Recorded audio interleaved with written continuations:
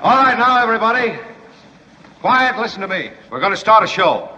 Now, some of you people have been with me before. You know it's going to be a tough grind, but we're going to have a show.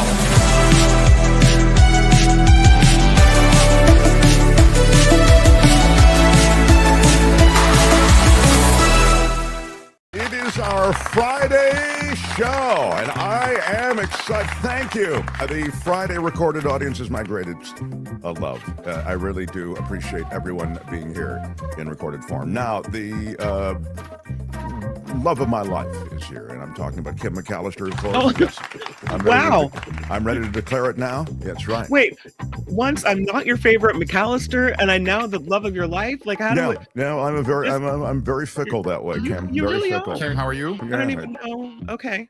Yeah, very, very fickle. Chit-chit. I don't know. Anyway, we do have the newest member of our team. Matt is here. He is producing the show today only because, I love how this happened. Literally, Matt was like training with Albert just to kind of learn the rhythm of the show and some of the stuff we do. And Albert got some training memo that he had to go to his training for his, big job that he works, and so he couldn't be here today. So Matt, after just like one day of training with Albert, is it's baptism by fire, my friend. Right. Yeah. Welcome to the madness. It's We'll do it live. Yeah. I'll write it and we'll do it live. Exactly. So let's get it on. I am excited about the official language of America being English. What a it's pronouncements like that. I wish that Donald Trump would concentrate on just stuff like that. Like, I mean, I'm not happy about it, but Gulf of America, English is our language. Yeah, that's what I said before. Maybe he'll be so busy renaming things and coming up with stuff like that and pronouncements. Stick to the stuff that doesn't matter. Yeah. Instead, of course, he's pulling all the levers that really do matter. And I will tell you that what happened today in the Oval Office is something that was disgraceful. It was bizarre. It was a window in. What's that? Unprofessional. You don't expect the president of the United States to act like that. It's certainly undiplomatic. Yeah. And I'm seeing this in the chat. The entire thing started very civilly, and it started with Zelenskyy thanking Trump, and he was quite gracious, I thought, in his remarks to Trump. The whole thing had a graciousness to it to begin. Then they took questions from the press, and that's when things began to devolve. Not initially, but once it started to hobble, it really went off course. Now, I'm going to play for you all of it. So there are those of you who missed it, and I know most listen and watch in delay. And by the way, if you're listening, it's fine because you're not seeing much when you're watching. I mean, that is to say, it's not like they were in a food fight with each other. You'll hear the rhetorical back and forth, and you'll hear in that rhetoric the kind of intensity and toxicity that makes you wonder if they could ever make a deal.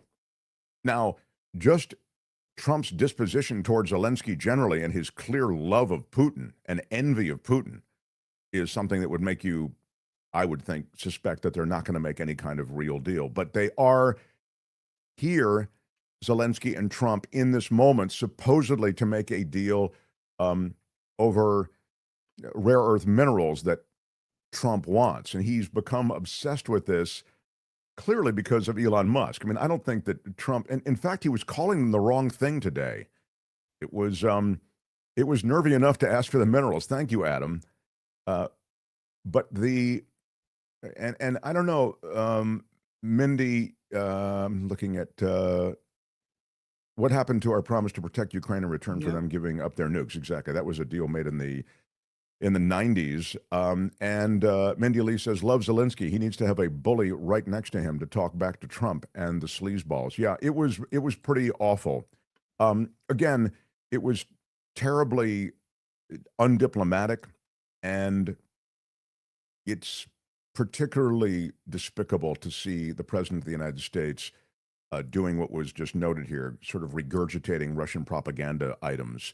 Embarrassing for USA for sure, and I feel sorry for Zelensky. I hope Zelensky walks away knowing he is the better man, says Susan Roberts. Yeah, this walking away and just knowing you're the better person sometimes ain't enough. I mean, you've got an entire nation that's counting on some kind of deal to be made. So he needs this rapprochement with Trump, and at the same time, Trump is so dug in, and he's really representing a Putin-esque kind of position. So I don't know how you get to a good place. Buck Meadows says, I've never been more unpatriotic in my entire life. Embarrassing to be an American. I do think that Trump brings an embarrassment to things, even as he, is full of this bluster and this America First stuff. It really, it's sad, disgraceful, bizarre, and so on topic for the grifter in chief, says Harry Magnan. Will Trump's game ever rise to disgraceful? I think I want to show you, I mean, I can give you all of these. Zelensky was so patient. Exactly. Thank you, Scott Rittenberg, big an OG of the show with a $10 super chat. I hope Mark shows a tiny bit of it since I missed it. So let me get to it.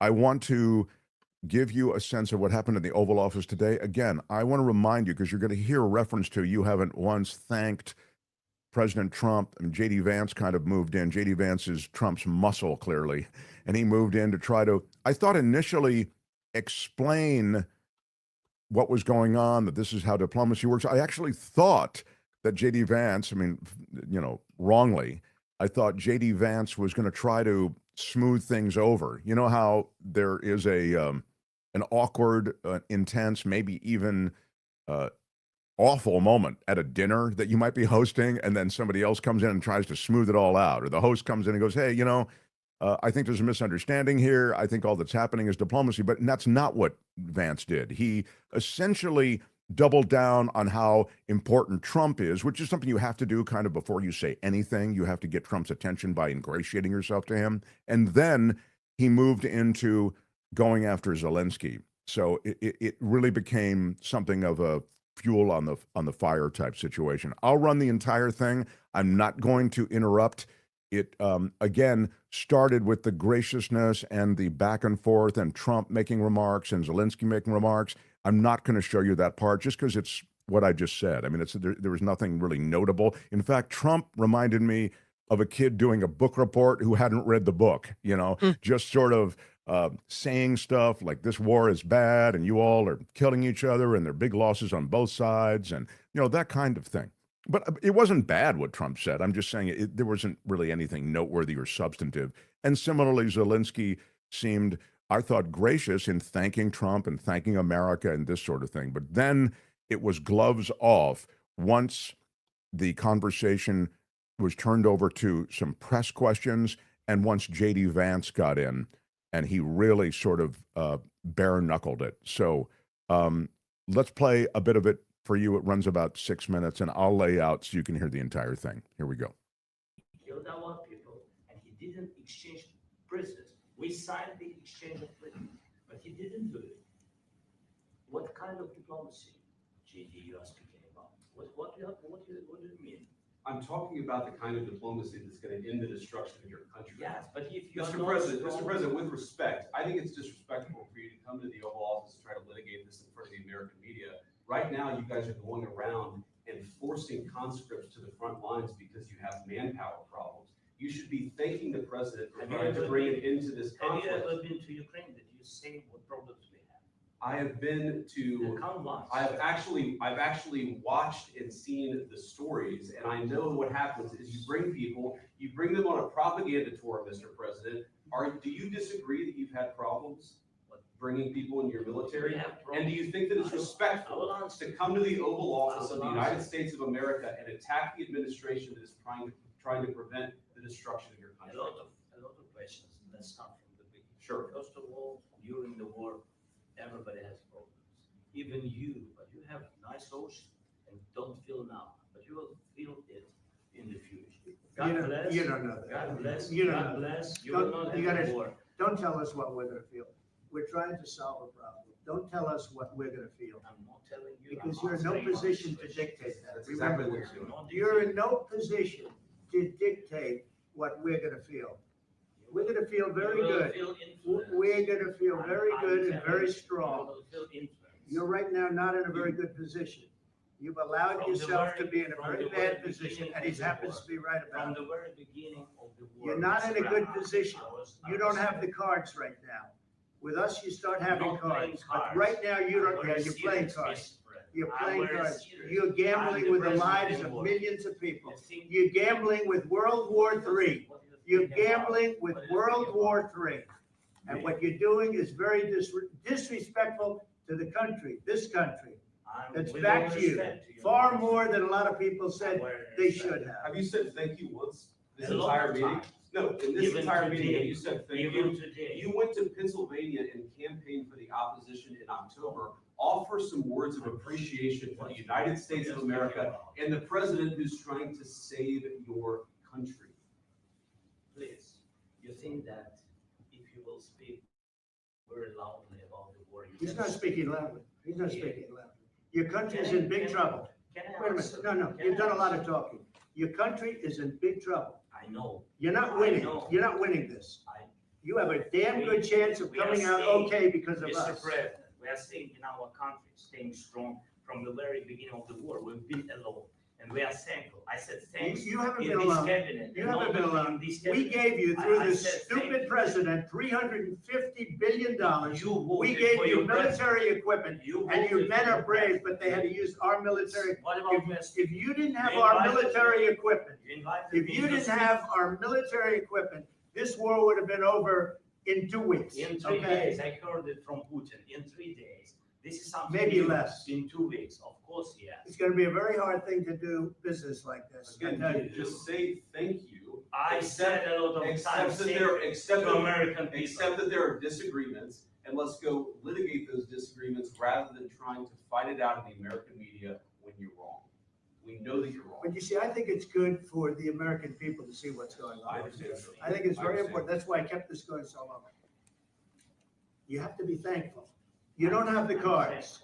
You're buried there, your people are dying, you're running low on soldiers. Listen, you're running low on soldiers. It would be a damn good thing. And then you tell us, I don't want a ceasefire. I don't want a ceasefire. I want to go and I want this.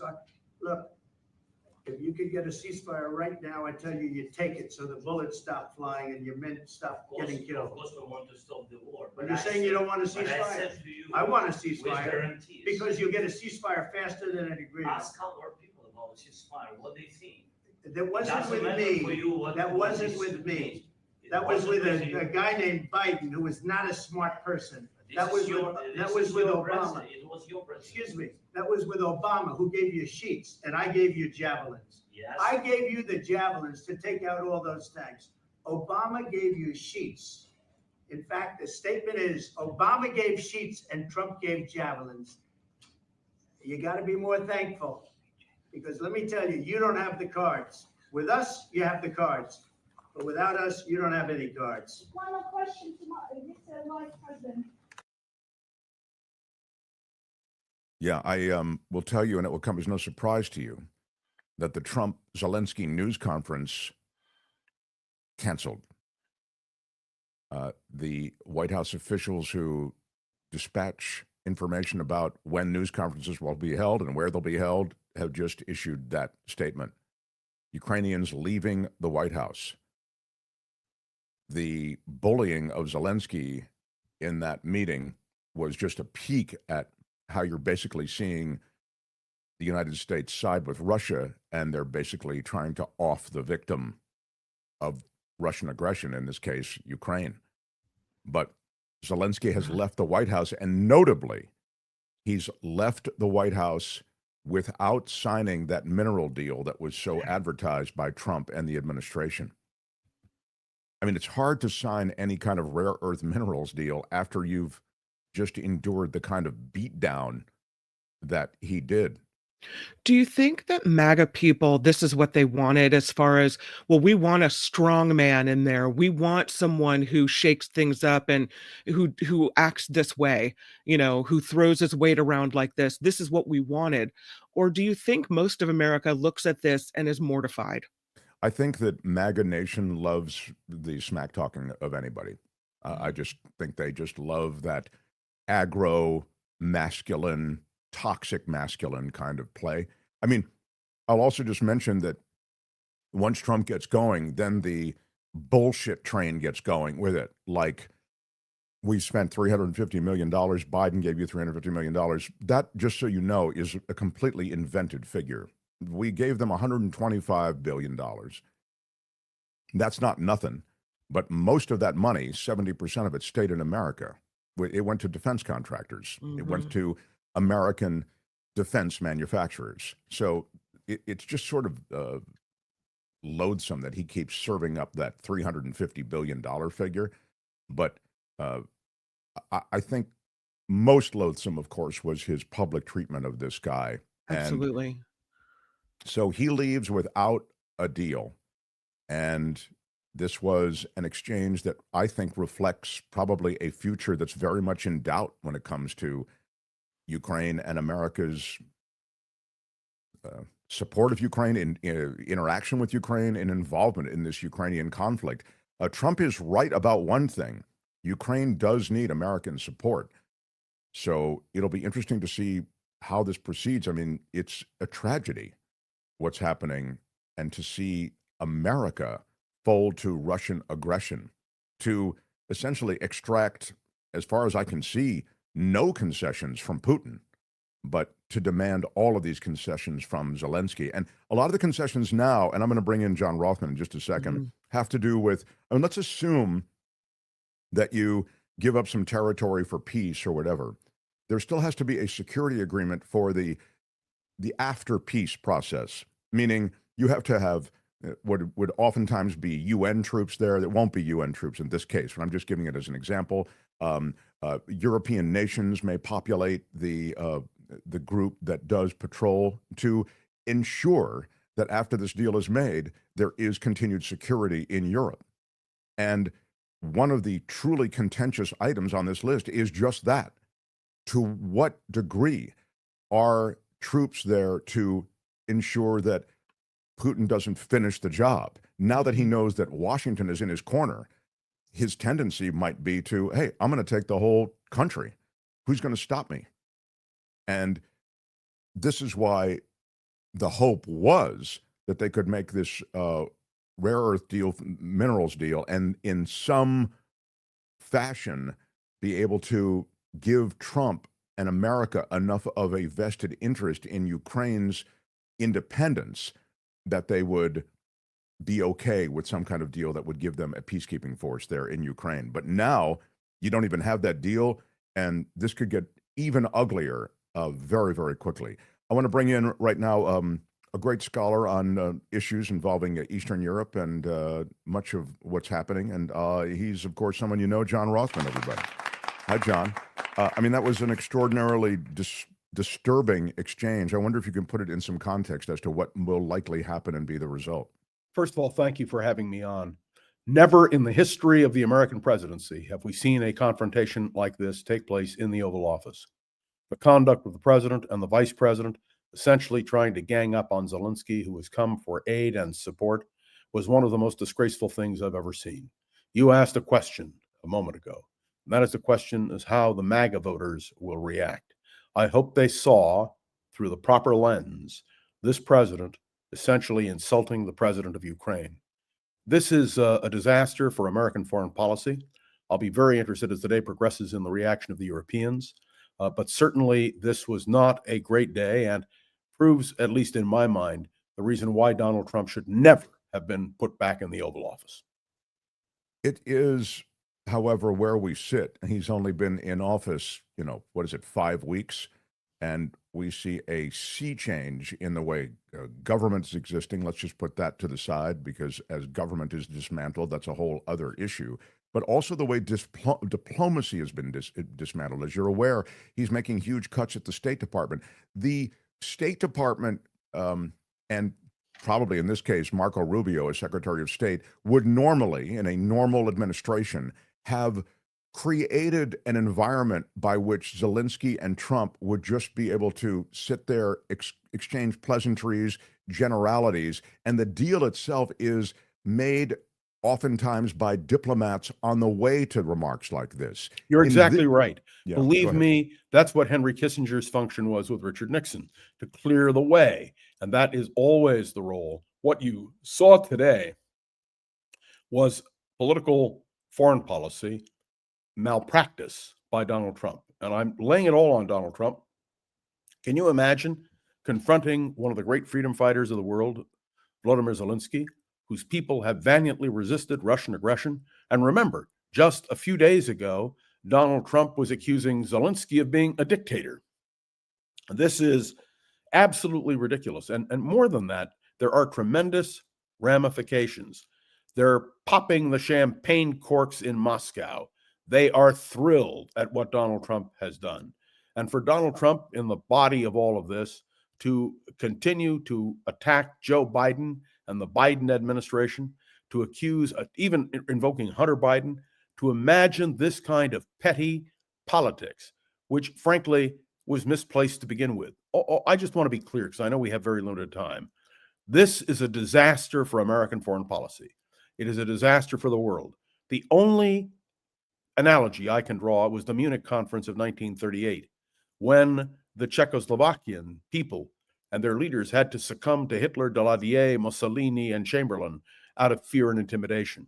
What we have learned today is that Zelensky has a backbone. He's not going to be intimidated. And by the way, if you listen to my podcast this morning, I suggested that the whole deal on minerals is a bully tactic. It had nothing to do with legitimacy, and Zelensky walking away from it makes a great deal of sense to me. So my attitude today is in several contexts. One is the American presidency, which has been brought to a lower level than I've ever imagined could happen. The question of our foreign policy and its development, if I were Marco Rubio, who was sitting in the Oval Office, I would have been absolutely horrified by what was happening.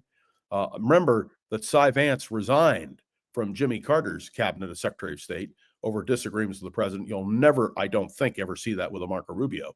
And I want to say a word about Vice President Vance, who you and I have talked about the fact in the past that Vance always opposed aid to Ukraine, and he essentially was there to back up Donald Trump. May I tell you, the thought of J.D. Vance as president of the United States horrified me before. It horrifies me even more. And so you have to reflect on this and think seriously. What do our allies believe when they see this? And let me just, I know you want to end this, but I want to thank you, because this is a time when we should be talking about it, when we should be getting expert advice. And everyone that I know, and I've had my phone ringing off the hook all morning, is saying the same thing. This was the most horrific display of incompetence on the part of an American president that we have seen in recent history. And that's the shame of it. The MAGA flex is something that is celebrated. So I think when you talk about MAGA, and the question was about how MAGA might react, in other words, the diehard Trump supporters, I think they actually might react to the flex. They love that smack talk. They love those moments. I think you actually put it in a good context when you talk about the fact that it's wildly destabilizing. You didn't use those words, but I mean, that is essentially what you're saying. And the future then becomes very much in doubt because, as you say, we have really become an ally of Russia. I mean, it's terrible. And I'm not concerned as much about MAGA as I am about the Republicans in the United States Senate. Are they going to react? And the Republicans in the House of Representatives, are they going to bow down to Donald Trump? Or are they going to stand up and say enough is enough? By the way, there's no restraint on a president. The president takes the oath of office. The president can do pretty much what a president wants. But let me tell you, it's not just this. It's a series of things. And if you listen to my podcast or you listen to me with you every week and on these special occasions, you will understand it thoroughly. One other quick comment. Can you imagine yesterday that Robert F. Kennedy Jr., Secretary of Health and Human Services, refused to talk positively about the measles vaccine? You know, measles are a disease, an infection, which grips us. What we are witnessing now in the Oval Office today is also an infection that is affecting all of our policies. And we need to be able to certainly react in a positive way. And it's up now to the Republicans in the United States Senate to stand up and just say no. If they don't, Donald Trump will have his way. Let me make one other prediction to you. I don't think the Europeans are going to be happy with what happened. The Europeans have already indicated they're prepared to back the Ukrainians with everything they have. And you know what's sad? Donald Trump couldn't even get his facts straight. He couldn't get his numbers straight. He's more interested in political vindictiveness than he is in stating facts. Yeah, there's a lot in the way of Biden did this, Biden was weak, this wouldn't have happened if I'd been president. Just because you mentioned this, I really want to get your thought on it. I need you in 60 seconds or less to tell me whether or not Ukraine, with European help, the Americans out, has a chance to continue their effort to push Russia back. Of course they do, and they will. These people in Ukraine are brave. They are not going to surrender, and it will take Putin more energy, more money, more everything in order to win this war. And all I can tell you is the Ukrainians, in my judgment, will resist to their last. Of course they'll resist. I'm not asking you whether they're courageous and whether they'll resist. I'm asking you whether they can, as a practical matter, win the confrontation, the military confrontation with Russia without America. That's what the question is. Yes, they can if the Europeans steadfastly stand with them. By the way, what does winning mean? Winning means stopping Russia. And let me also remind everybody that Russia has threatened, and Donald Trump, by the way, was correct in alluding to a third world war. The Russians have threatened to use a nuclear capability in order to knock Ukraine out of this. So we're not out of the woods here. I think this is the beginning of an ongoing tragedy. It's going to unfold. But let me be clear as we close. I blame Donald Trump and J.D. Vance for not doing this properly. Their presentation in the White House was a disgrace, and no American president looking down on this would have approved what Donald Trump has done. And I hope the American people understand this. This is a tragedy beyond words for the Ukrainian people, but also for America and our role in the world. And for Europe, I might add. Yes, indeed. John, thank you. I'm really sorry that we couldn't get into a big argument because I love arguing with you. But on this one, we agree. On this, we agree. Indeed, sir. Thank you. John Rothman, everybody. See you again, John. The Mark Thompson Show. More on Ukraine and more on the Oval Office visit. And if you missed it, I'll play you a little bit more in the second hour as Michael Shure weighs in on what's going on. I want to move on to some other things, but I will revisit. This is obviously the big news of the day. Trump is so embarrassing, says Vilma, with a $5 super chat. Such a show for Putin. I'm disgusted. Americans and Ukrainians deserve better, she says. And very hard to listen to two bullies. A total shakedown, says Vilma. Yeah, the only adult in that room was Zelenskyy, says Peter Newton. It sure did feel that way, you know. It sure did feel as though, especially as he was beaten up by, Trump's henchman, J.D. Vance. What a dictator, says Louise. Indeed. S show, for sure. What the F was Russian state task doing in that presser and being allowed to ask questions, says Harry Magnan. It is true. What Harry's talking about is that in that press pool was a Russian correspondent for Russian television. And that reporter was allowed in for the first time ever, even as the AP was blocked. So you're blocking American reporters while you're allowing the Russian reporter to ask questions and pepper Zelenskyy with questions. One of the questions that was asked of Zelenskyy was, why do you not wear a suit? This is before the blow up, okay? Why do you not wear a suit? Don't you think it's disrespectful to come to the Oval Office without wearing a suit? That question is so ridiculous that I gave Zelenskyy credit for just calmly responding. I mean, you could have said, why doesn't Elon Musk wear a suit? He's going to a cabinet meeting. He's in the White House more than the White House janitor. And you're telling me he can't throw on a tie and a suit? I don't care, okay? But if you're going to ask that question, you may want to ask it for the guy who's actually running the country, Elon Musk. But then Zelenskyy, in response to that question, said, I'm not putting on a suit I'm wearing this until the war is over. I thought that was a decent response. Again, that preceded all of the insane back and forth that followed. Reality Bite says, from a Gold Star family here, when a nation is at war, their leader wears a military uniform or military garbage to meet with other leaders. It must military. So the military outfit that Zelensky is wearing is quite appropriate. Thank you, Reality Bites, for that. And I'm so sorry to hear that you're a Gold Star family. Gold Star family means that someone was lost in battle, is it not, Kim? I thought that's the case. Is that? I'm ready to Google it. Okay, I am Googling it. It's embarrassing to not know that, but yeah, I American thought Gold so. Star Mothers, private nonprofit organization of Yeah. American mothers who lost sons or daughters in the service of the United States. Yeah, that's what I Armed thought, Forces. but I all of a sudden had a crisis of knowledge. Like, does it maybe just I'm mean wrong they're a about that. military family, or does it mean Well, that? I was about to say, no. sorry for your loss, and I thought, well, are you sure, Mark? You sure that's what I Gold Star? I know. think you're I sure, but know. anyway. Yeah. Anyway, Yeah, this I'm makes me so sorry. angry, says Kathleen Marshall. Thank you for a $20 super chat with us. What a disgrace for Americans. It was disgraceful. And I think what you're seeing, and you're seeing this so quickly in this new administration, is this embarrassing and aggressive way that everything's being handled. And it is, and it also lacks a coherence that serves America as an end strategy. I'm talking about just even the dismantling of government. I don't understand. I understand what's happening. I understand why. They're going to privatize a bunch of things. That's a goal. This is really Project 2025 come to life when you look at what's happening in Washington right now. Russell Vogt, I think it's V-O-U-G-H-T, but he pronounces it Vogt. He openly talks about, in fact, maybe I'll play some of it for you next week, the fact that he wants to traumatize. He uses that word. I want to traumatize federal workers. I want them not to want to come to work anymore. I want to completely eliminate this bureaucracy and administrative state. And you may say, well, there is a lot of bureaucracy in Washington. I get it. But the total and haphazard, chaotic dismantling of Washington government, that's not what you want. It just isn't.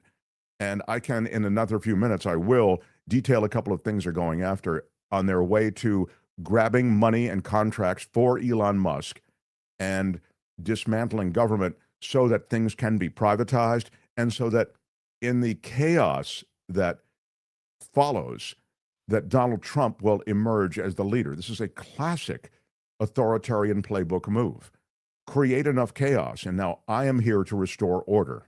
That's the plan. Scott Rittenberg, Zelensky was so patient. Exactly. Indeed, he was. Thank you for the $10 super chat. When Zelensky asked Trump if he'd ever raised his voice to Putin, I almost had a heart attack. Yeah, I mean, you know that the references to Putin, and this is a guy who Trump claimed he didn't really even know very well when it was convenient to say that, and now he says he talks to Putin. I know him quite well. As it turns out, he did speak to Putin 9 times when he wasn't president in the ramp up to this presidency. We know that from reporting. No, Trump isn't the future in their dystopian plans. Well, maybe. I mean, there is. Thank you, Alan, for that. All right, I can't read. What's that? When Trump brought up World War III, told Zelensky he's playing with World War III here, I thought, and we're going to be on the wrong side. We'll be on the wrong side of history. If this turns into some major conflagration and the world gets involved, the United States is going to side with Russia and against Ukraine and against all of Europe. That's what's going to happen. How do we stop that? Impeach immediately. Yeah, I mean, impeachment it's a great thing to call for, but I mean, as you know, How else do we get out of this? I mean, well, this is where we're headed. You can't get out of it with impeachment. I mean, you don't have the votes. You don't even have the votes to do an investigation. You're the minority party. You can't do anything. You can't call for an impeachment. You can't call for a trial. Republicans in the House should be looking at this, and everyone should be really afraid by what they just saw. Oh my God! Everyone should be like, if there's ever a time for Republicans and Democrats in the House to look at each other and go, "Uh-oh, this is it." I don't mean to diminish what you're saying, because of course I agree with it. But what I'm suggesting is you could see clear threats from some of Donald Trump's appointments to his cabinet, and no Republicans push back on that. Yeah. You think that they're going to push back on this? No, they're not. I mean, this just so you're saying if they gave Tulsi Gabbard all America's secrets, then this is nothing? They gave Tulsi Gabbard, they Yeah. gave, what's his name, who's the Fox News anchor on the weekends, they gave him control of the Pentagon, Hegseth. I mean, it's Yeah. just it's an Yeah. absolute clown show. I mean, Mhm. clown show sort of evokes, oh, it's fun. No, it's a clown show from the chaos, but it's actually a much darker vision and a much darker plan for the future. So Trump this is now the evil office. I'm shocked, shaken, and ashamed of these two henchmen, says Invisible Gypsy. Yeah. Well, anyway, we have, if you didn't like that, you'll really not like what's happening in government. So let me. The Mark Thompson Show. Trump is already dismantling the civil rights divisions of government. That is something that has been well documented. He's going through Musk and the office of Doge to dismantle different institutions in government. NOAA has fired about 800 employees. More may be fired on Friday. And it looks as though, and this being Friday, I guess you look for that to happen before the end of the day. Imminent, right? Yeah. I mean, NOAA is an agency I know a lot about because I was a weather forecaster for a long time. And NOAA is critical not only because National Weather Service is under that umbrella, but because they do tremendous research. I mean, these are the real scientists doing heavy lifting related to the climate, related to the Earth as itself. These are offices of truly skilled scientists. And again, you may say, "Oh, it's you mean it's climate change?" And no, it's not that. It's, of course, it's a portion of what they do, but what they look at and what should be of interest and what they should care about in places like Florida with Ron DeSantis and in deep red states, Louisiana, Mississippi, these states that border the Gulf of America now, I guess, and in Georgia and in the Carolinas, you guys get pummeled by tropical weather systems. Well, NOAA does the research and does the real warnings when it comes to the development of these weather systems, the forecasts about these weather systems. Even I'm talking about the seasonal forecast when they are looking ahead at tropical weather and how severe it might be. So why is that important? Because if you're planning and you're a property owner and you're an urban planner, you need that information to plan for the future. So NOAA is an important government agency when it comes to providing information and research results for all of that. I mean, these are computer engineers and meteorologists and brilliant climatologists. It's a department that affects everyone. The tsunami warnings come out of them. So what they want to do is they want to privatize everything as much as they can. And as you know, they're already private weather agencies. AccuWeather is one of them. The problem is the real monies associated with getting raw data are associated with satellite imagery, computer modeling, and who pays for all that? We do, the taxpayer. If you start dismantling all of these agencies, you really take away the machine that provides the data, even for the private contractors. So I'd say that the NOAA stuff I know a little something about, and it really hits hard, but it's only a part of what they're doing. They have more cuts planned. The 800 NOAA employees that they're firing, just a sliver. They're going after Social Security. The Social Security Administration, they're going to be cuts there. Social Security, as I've told you, is one of the most efficient agencies in all of Washington. They've gone after the Social Security Agency now.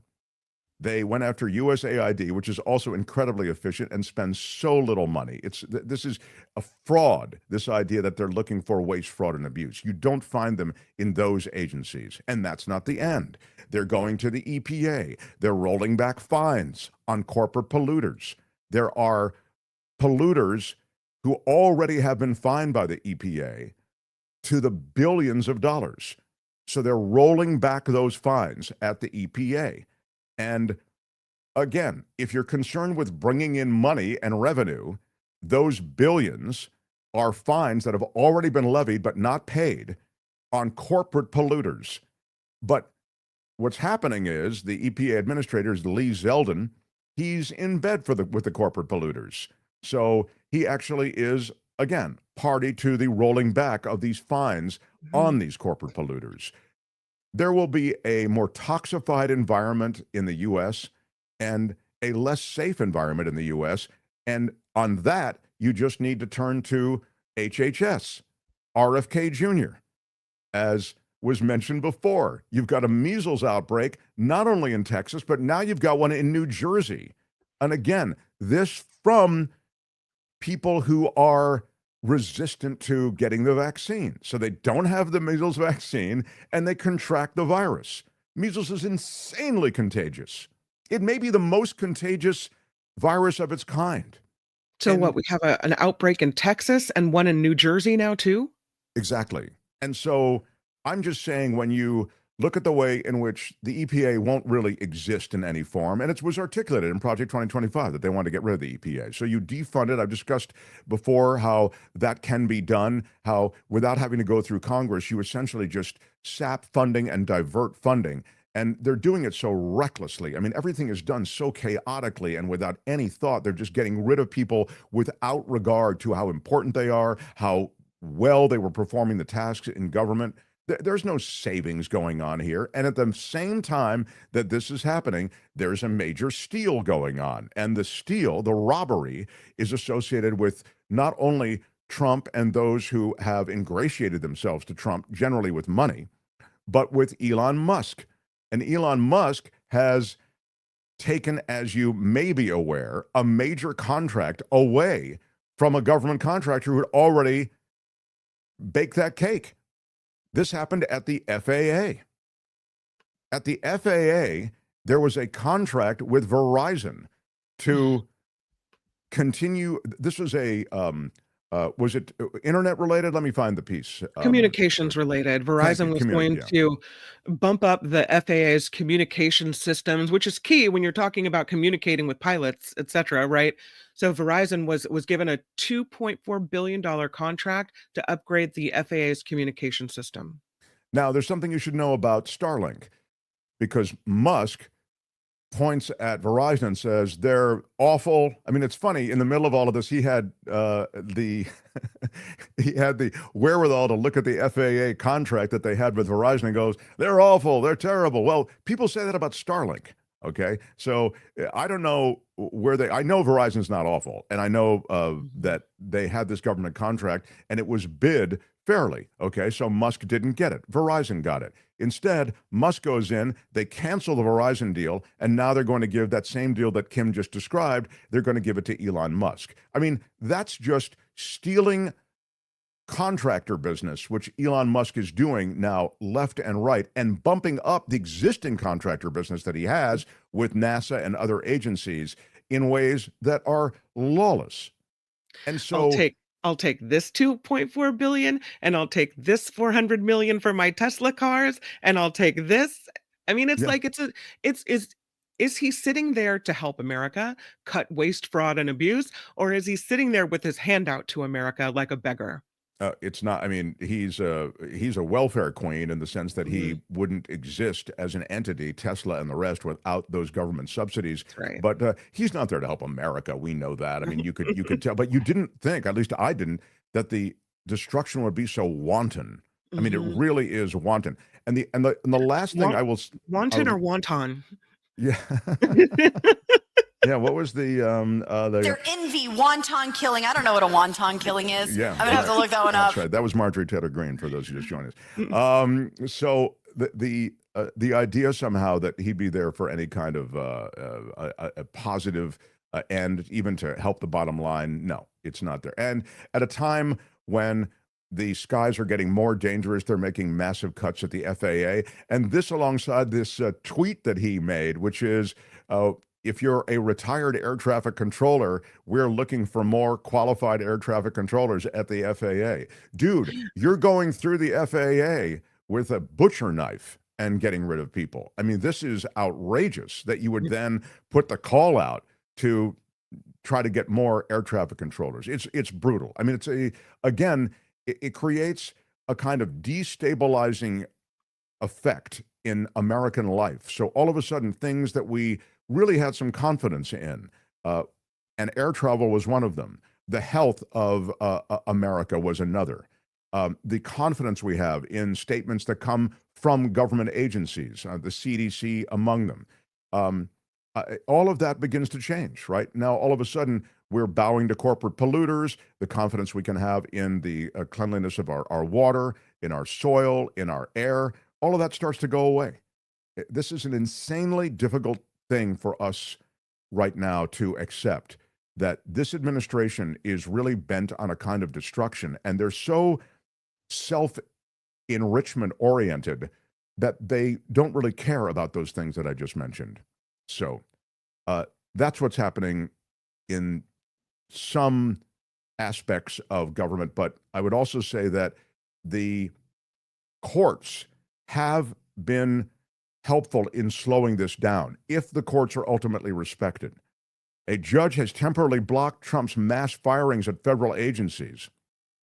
The judge is saying that the Office of Personnel Management doesn't have the power to order the firings, even the firings of probationary employees. This is a federal judge in California temporarily blocking this administration from ordering the U.S. Defense Department and other agencies to carry out these mass firings of some employees. This just handed down yesterday. And the judge also ordered that the Human Resources Department for the federal agencies rescind a January 20th and February 14th email directing agencies to identify probationary employees who should be fired. The judge said he could not order the Defense Department itself, which is expected to fire 5,400 probationary employees today. He could not order them and other agencies not to terminate workers because they are not defendants in the lawsuit. But he said that the mass firings of federal workers that began 2 weeks ago would cause widespread harm, including cuts to national parks, scientific research, and service for veterans. He said, and this is a judge saying this from the bench, probationary employees are the lifeblood of our government. They come in at a low level and work their way up. That's how we renew ourselves. Again, this is a judge who was asked to rule on a case that was brought by 5 labor unions. That's why the labor unions are parties to the case, and the employees themselves are not in that way. So, hey, do I have time for some law and disorder before Florida? I've been wanting to get to law and disorder all week, and we haven't had a chance to get to it. Matt, this is your first big decision as a fill-in producer on the show. We tend to run long. Let me see even if I can find it. God. While you're looking for that, I'll say Laura. What's that, Matt? Can I roll it? One second.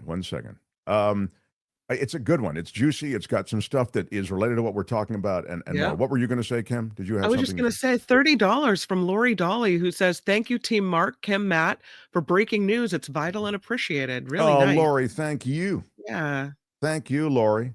Big shout out to Lori Dolly. shout She's a out. big supporter of the show and an OG. Been with us since the beginning. Stan Pollock, my favorite CPA. First time in a long time I get to listen to you live. Yay, Stan Pollock, CPA. Big shout out. Yeah, Stan is live today. $10 super Love chat. it. Thank you for that. We're a crowd-funded show, so we make a big deal out of parts of the crowd that fund us. You can find us on Patreon and PayPal. By the way, if you go to Patreon, you should, wow, Kathleen Marshall, thank you. I'll finish this thought in a second, but I just want to acknowledge Kathleen Marshall with a $50 super sticker. Big shout out. Big shout out. I'm not going to cry, but I'm not gonna cry. I'm not gonna cry. that's a kind of big I'm not gonna donation. cry. I'm not gonna cry. I'll say thank you so much. Thank you so much. And Kathleen Bryant, thank you so Thank you much, so, Kathleen, so with much. a $20 super sticker, Kathleen. Thank you. Very much appreciated, Kathleen.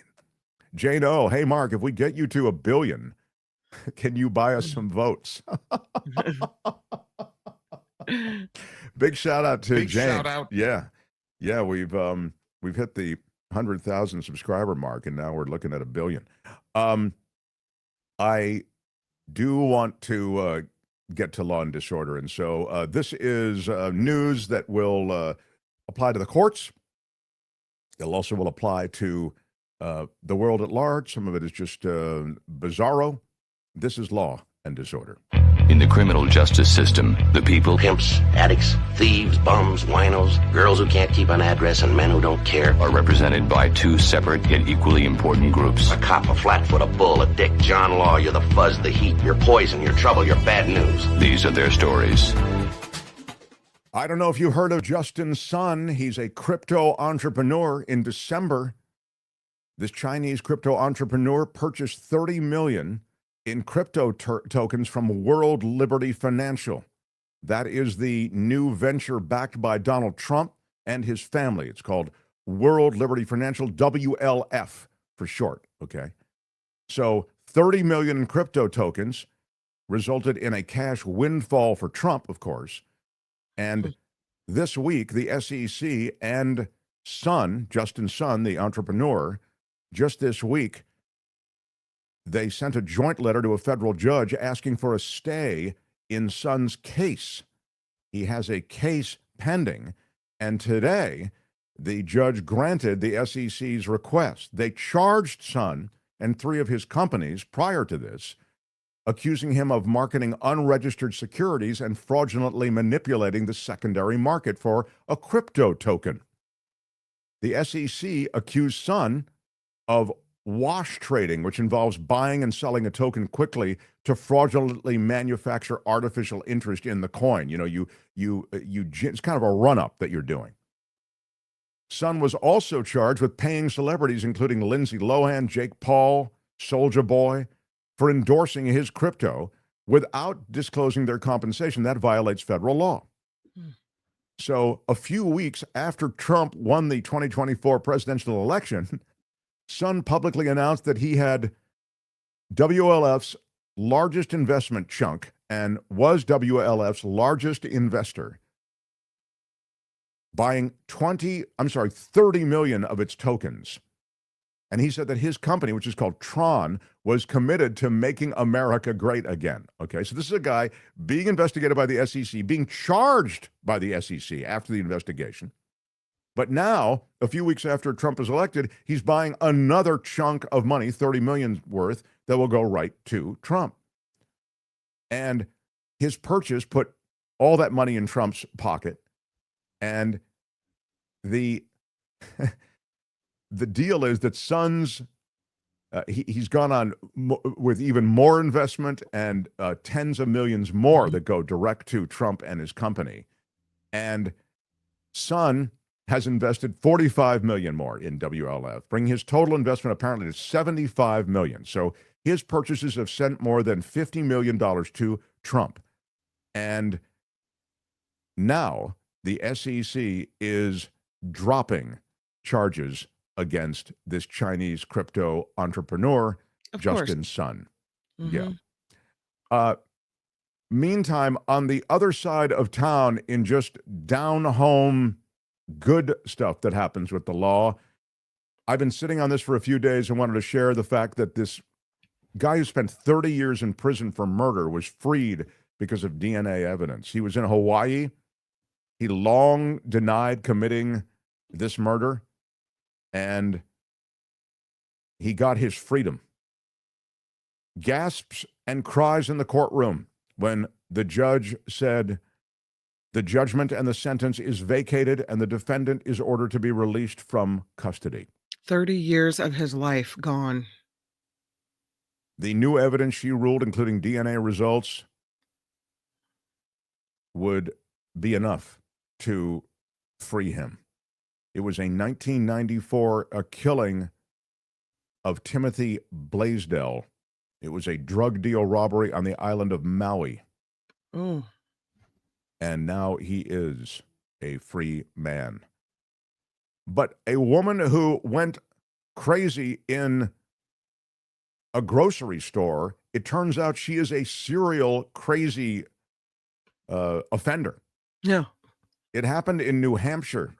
A woman arrested after the cops found footage of her urinating on food products at a local grocery store. No. And then, after they busted her, they found a trove of videos documenting similar disgusting acts that she's been perpetrating for 4 years. How do you do that without people seeing what you're doing? Exactly. I've tried to figure it out. I've schemed it out. I've written it out. I've sketched it out, and I can't figure it out, Kim. Cannot figure it out. Kelly Tedford is her name. She's 23 years old. It's nice that she's gotten so much, public urination in, even as a young person. Kelly. She tainted a slew of products at a food co-op in New Hampshire, cost the grocery store roughly $1,500 for the ruined products and cleaning expenses, according to the cops. She has a Hummel face, like one of those Hummel statues with the big eyes, doesn't she? She looks like a Hummel. Yeah. California has agreed to drop portions of a law that requires large social media companies, read X, to disclose their policies for handling hate speech, disinformation, harassment, and extremism. Why would they drop their demand on social media companies to disclose the policies for handling those things? Why? Because of a court case and not wanting to go up against Elon Musk. So now the case is dropped.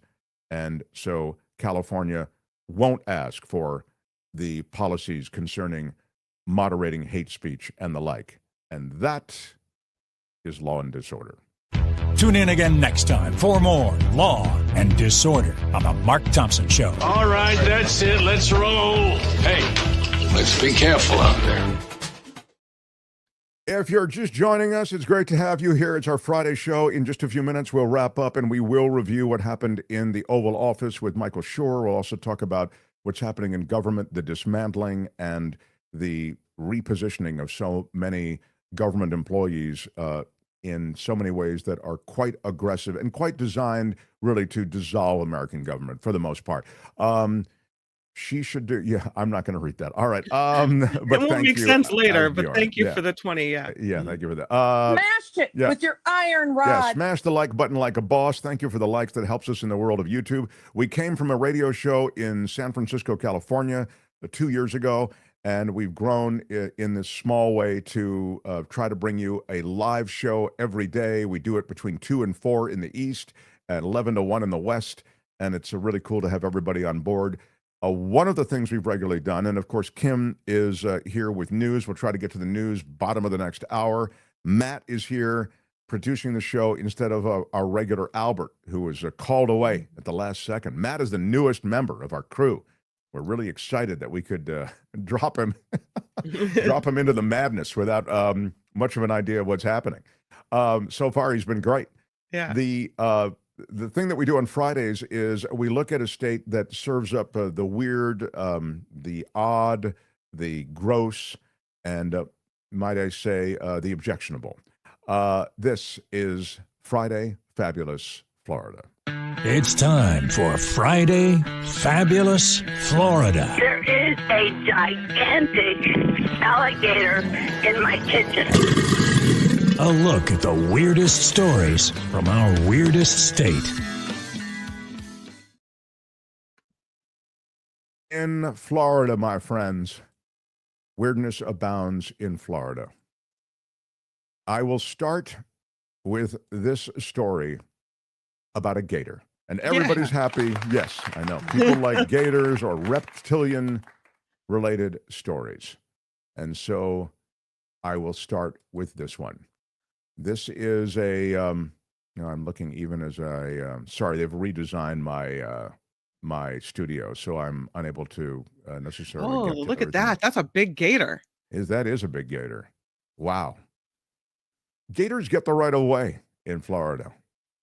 And I mean, in this case, the gator did stop traffic. And that was the idea. The gator stopping traffic to take a turtle across the street. that's nice. Yeah. Who said gators were all bad? Video from the U.S. Fish and Wildlife Service. It's still nice that some people still work there for the moment.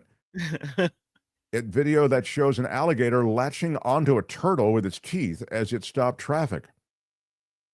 This happened at the Arthur R. Marshall Lokahatchee National Wildlife Refuge, which I'm sure will be renamed under Donald Trump. I mean, Yeah. is the alligator taking the turtle across the street out of kindness, or is that alligator lunch? Well, according to the Fish and Wildlife Conservation Commission, that's a very good question, young lady. Alligators are opportunistic feeders, Yeah. with young alligators eating insects, amphibians, small fish, and other invertebrates, while adults tuck into rough fish, snake, and other mammals and birds.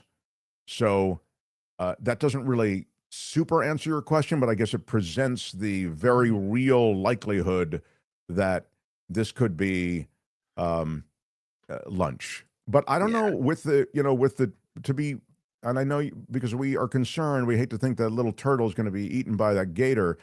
It's very possible that the shell will protect the gator from, right. No, I'm sorry. They've really changed my studio and so I'm having trouble finding this. Excuse me. The next story is Lunch. Tell me what the next story is, and I'll try to locate it here. Is it Florida man second. caught by a canine after a carjacking a driver, crashing a stolen van into the gym, deputies say. Yeah. No, is that okay? There we go. It's I'm sorry, it's coming. Oh my God. Yeah. Do we have This video is- of it? Is that what's happening? Yeah, that's what's happening right now. It All right, happened in good. Bonita Springs, Florida. This man facing serious charges after deputies in Southwest Florida say he carjacked the driver of a van, then crashed that van into a gym while he was intoxicated. I'm willing to bet my lunch there's alcohol involved. Yeah, it does have that. I'd be willing to bet my lunch that there's alcohol involved. Yeah. My The God. body cam from the sheriff's office shows extensive damage caused by this crash, along with deputies asking witnesses where the suspect ran off to. He was found in the bushes. Oh no. Yeah. He was found. He carjacked this driver, crashed into a gym, and they arrest him in the bushes at gunpoint. Finally, there he is in the bushes. Gotcha. Wow. He made a run for it. You got to give the guy some credit. That's 42-year-old Adam Naylor in the bushes, and he is summarily taken into custody by the police department. Sayonara, sucker. Well done. Yeah, thank you, and very well told. Good day, sir. Yeah. Hit me with the last one. This is the Florida woman accused of stealing electricity and calling 911 before a Great Dane attacked a deputy. I guess this is pretty ugly. She is facing a slew of charges. She was stealing electricity, and then when the deputies showed up, she sent a Great Dane to attack the deputy and had another dog on her property that was in poor health, apparently. Oh, no. Yeah. The whole thing was pretty ugly. They sent a deputy to her home on Sugar Pine Loop. It was Tuesday morning that this happened, just before 11 a.m. Tiffany. Yeah. Investigators said that Duke Energy employees were at the home regarding a possible theft of utilities, and Tiffany Perkins, just 28 years old. What do we give her? She was arrested. She, and Matt, you'll appreciate this, or at least you should know this. We rate on the Mark Thompson booking scale everybody's booking photo. It has to be a booking photo. Can't be like the perp walk photo. And so that's what people are doing with 8, 5, 6, etc. So again, you can use whatever criteria you want. It's not a beauty contest. It's not a, who looks toughest contest. But anyway, she was pretty tough because she sicked that Great Dane on that Polk County sheriff. And now she is, she's facing a pretty tough road ahead in terms of charges. There's a reason that this place is fun. All right. They got the second Great Dane, the one in poor health. Apparently, animal control was called, and no word yet on that animal. We hate to choose a favorite, but we must. As we wrap up, I will remind you of the stories that you have heard. They are as follows. The gator with the turtle in its mouth, crossing the street and stopping traffic. It may be a sad end for the turtle, or maybe the turtle survived. The Florida man Caught by the canine after carjacking a driver, crashing the stolen van into a gym. Finally, after trying to hide in some bushes, he was apprehended. Or the Florida woman accused of stealing electricity. She called 911, and then when the deputy arrived, she sicked a Great Dane on her and on both the deputies who were present. Hard to pick a favorite, but we must pick a favorite. You in the chat in the future, I don't think we put up did we put up a live? I don't think we told Matt about that. We did the poll. Yeah, we didn't put a live poll up, Sorry. but we'll do it for next week. That's not Matt's fault. That's our fault. Yeah, exactly. There's it's. I blame Mark. Yeah, it's. I blame you. Yeah, probably is my fault. So, your favorite, please, Kim. Despite the likely sad ending for the turtle, I'm going Gator all the way. Yeah, Gator is very Florida. I don't blame you for picking Gator. Yeah. Matt, you're the newest member of this crew. I ask you, do you have a favorite of the three? I gotta go with Kim on that. The Gator one was the most fun, I think. I think Gator is a strong choice. I will say I like the carjacking, crashing the van into it has a mayhem quality to it that's very Florida. But yes, of course, alligator is the alligator with turtle is the unanimous Friday Fabulous Florida winner. Yes, indeed, and that is Friday Fabulous Florida. This has been Friday Fabulous Florida. There is a gigantic alligator in my kitchen. Y'all come back now here. Sure, the brilliant political analyst will put the madness of Washington and this world in some kind of perspective now. The Mark Thompson Show. It was great. I loved it. How would you handle this? We could try ignoring it, sir. Morning. You cannot say you love your country. Where are my weed smokers at? Stay at home and get baked. Right on, right on. Yeah. Drinking my Coachella Valley coffee, and I must tell you, I know this is the, it's awkward because I know this is... Put that coffee down. Well, it is awkward because it is like the no-buy day, like you're not supposed to buy anything, and you're supposed to, I know, there it is, Vilma just said it, don't buy anything today. Why are you yelling? So, I'm caught because I do love my Coachella Valley coffee, and I might say... I'm drinking it from the Mark Thompson Show mugs. I actually put a couple aside for Michael Shure because he doesn't even have a mug yet. This one is the We Could Try Ignoring It, Sir mug, which is one of We could try ignoring it, sir. Oh, that was loud, but yeah. You can grab Coachella Valley coffee at CoachellaValleyCoffee.com. They also have tea. It is literally the best coffee I've ever tasted. I've had coffee all around the world. I've had it in Vietnam and Turkey and all of these, where you get all of these different kinds of exotic blends and offerings. And I'm telling you, you'll love this coffee. It's all from women-owned farms and businesses across Latin America, across Africa. It's all organic, and you will get a discount if you put in our discount code. So CoachellaValleyCoffee.com for what is hand-roasted coffee, truly curated high-end coffee. Get to 10% with Mark T at checkout. So if you're not buying anything today, and I certainly understand that, wait until tomorrow and check them out then. CoachellaValleyCoffee.com. Right on. All right, so. The Mark Thompson Show. Without any further delay, how about it? This guy has forgotten more about politics than most of us will ever know. Michael Shure, everybody. Wow. Well, politics has changed, Michael. Politics has changed. Yeah. Can I talk about don't buy anything or buy nothing day? Yeah. I didn't know about it, and I bought an air filter today for an air purifier. Well, that's pretty. You cannot say you love your country. Yeah, I don't know. Well, that's true actually. So. Yeah.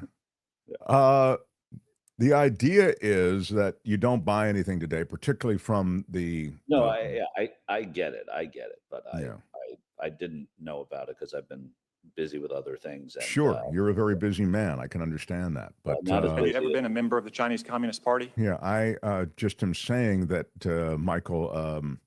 I don't know how you undo that. Like, I'll bet there is a way, and you could probably get back into the good graces of a lot of the people who felt I like. guess I could cancel the order, I suppose. Thank you. That's precisely what I was saying without saying Be it. happy to do that. Yeah, yeah.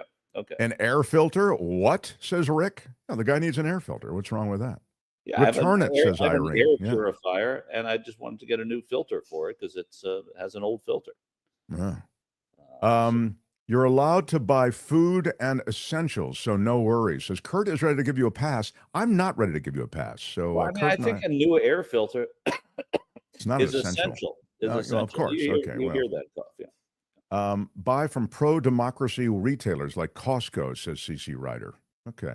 Yeah. And then lastly, Michelle says return it. So Well, I think I'll either go with the gentleman who said it's a necessity or Michelle. I think that was Kurt. yeah, you're kind of it's a tough spot. This is a quick call to Matt. Matt, you'll ride Michael's levels. I can't tell. He sounds a little low to me, but you may want to. And the way you do that is in that you know how to increase It the might mic be level. Michael Shore's fault. So hang on a second. I think you're going to be happy with this. Oh, okay. If Michael may be able to change it himself. So Yeah, I think he did. Did he? Oh, Is that that was better? now it's really hot a little bit. Oh, okay. Well, yeah, that- split the that's difference not- or whatever. Yeah. Good. Okay. So now let's get to what is going on. I wanted to play for you, Michael Shure. I wanted to play for you a bit of what we saw in the Oval Office today. I'm not going to play the entire thing. I played the entire thing in the first hour. Yeah, I But I'd saw like the to- entire thing. So yeah, let's play it. Yeah, let's. Matt, will you play for the audience just joining a little bit of what we saw in the Oval Office with Zelensky and Trump meeting with J.D. Vance riding in the sidecar for Donald Trump? So here we go. Forcing conscripts to the front lines because you have manpower problems. You should be thanking the president for trying to bring an end to this conflict. Have you ever been to Ukraine that you say what problems we have? I have been to Come once. I've actually watched and seen the stories, and I know what happens is you bring them on a propaganda tour, Mr. President. Do you disagree that you've had problems bringing people into your military? We have problems. And do you think that it's respectful I will answer. to come to the Oval Office I of the will United answer. States of America and attack the administration that is trying to prevent the destruction of your country? A lot of questions. Let's start from the beginning. Sure. First of all, during the war, everybody has problems. Even you, but you have nice ocean and don't feel now, but you will feel it in the future. God bless. You don't know that. God bless. You don't know God that. bless. You Don't- will not you have gotta- a war. Don't tell us what we're going to feel. We're trying to solve a problem. Don't tell us what we're going to feel. I'm not telling you. Because I'm you're in no answering on position this to question. dictate that. That's Remember exactly what this. I'm not You're in dictating. no position to dictate what we're going to feel. You We're will- going to feel very you will good. feel influence. We're going to feel very I'm good and telling very you, strong. You will feel influence. You're right now not in a very good position. You've allowed From the yourself very- to be in a from very the bad very position, beginning and he of the happens war. to be right about From it. the very beginning of the war. You're not Mr. in a good Brown, position. I You don't was have in the cards right now.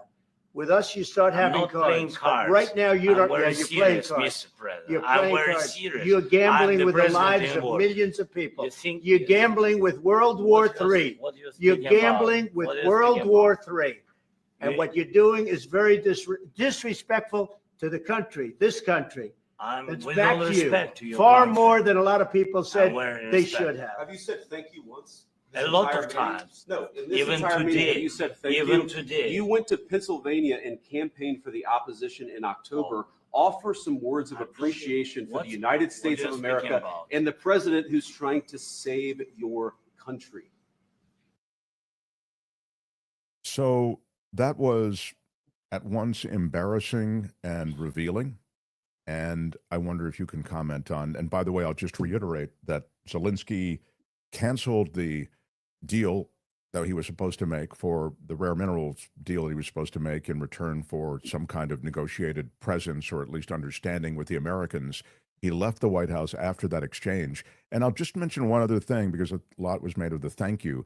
The whole interchange started with this very gracious thank you that Zelensky was providing. He was really trying, I thought, to ingratiate himself to Trump, I mean, smartly. And once the temperature in the room got cranked up, that's when things just went nuts. But I wanted to see, because you didn't see it at the beginning in that clip, it did all start in a very civil way. Go ahead, Michael. Yeah, I mean, what I think from the standpoint of having no opinion here, let's start with revealing, because embarrassing kind of wins the day. But the revealing part is that we are never privy to this kind of a thing. I don't know that we ought to be. I mean, are cameras in the court better? Are cameras in Congress better? I think they're better in Congress, but there's still things that you don't see. And so this being able to eavesdrop and see what a meeting between leaders is like is revealing, and it's super interesting for someone who likes politics, just in an unbiased way, to see how those things go. You don't see them very often. Is it worth seeing that? To have that? No. I mean, that was embarrassing, and that wasn't diplomacy. That was ganging up on an ally. That was ganging up on a distressed ally. That was ganging up on with the vice president and the president, and the implicit presence of Vladimir Putin in that Oval Office today. So it was something like we've really never seen, and I'm not saying that hyperbolically. I've never seen anything like that, where they debate so openly in front of the press. Not only is it just the press, but you go back to a conversation we've been having for a while here, is the damage that this man has done by selecting which press talks about that.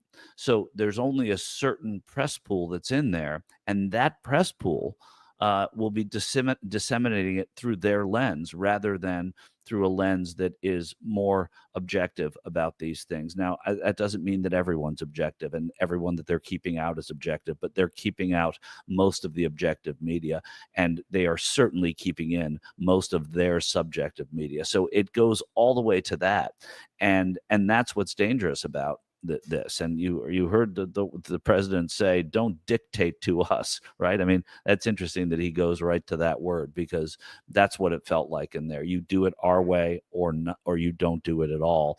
And it felt like everything in this administration in its first month felt like, or month and a half, whatever, 6 weeks, felt like, was that it is all vindication. It all goes back to, you went to Pennsylvania.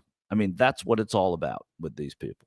Well, that was what I was going to remark on as well. It was like the pent-up rage and pent-up resentment towards Zelensky for having gone to Pennsylvania, for obviously being sympathetic and wanting Joe Biden, who had been a good ally. I mean, certainly relative to what Trump was saying on the campaign trail.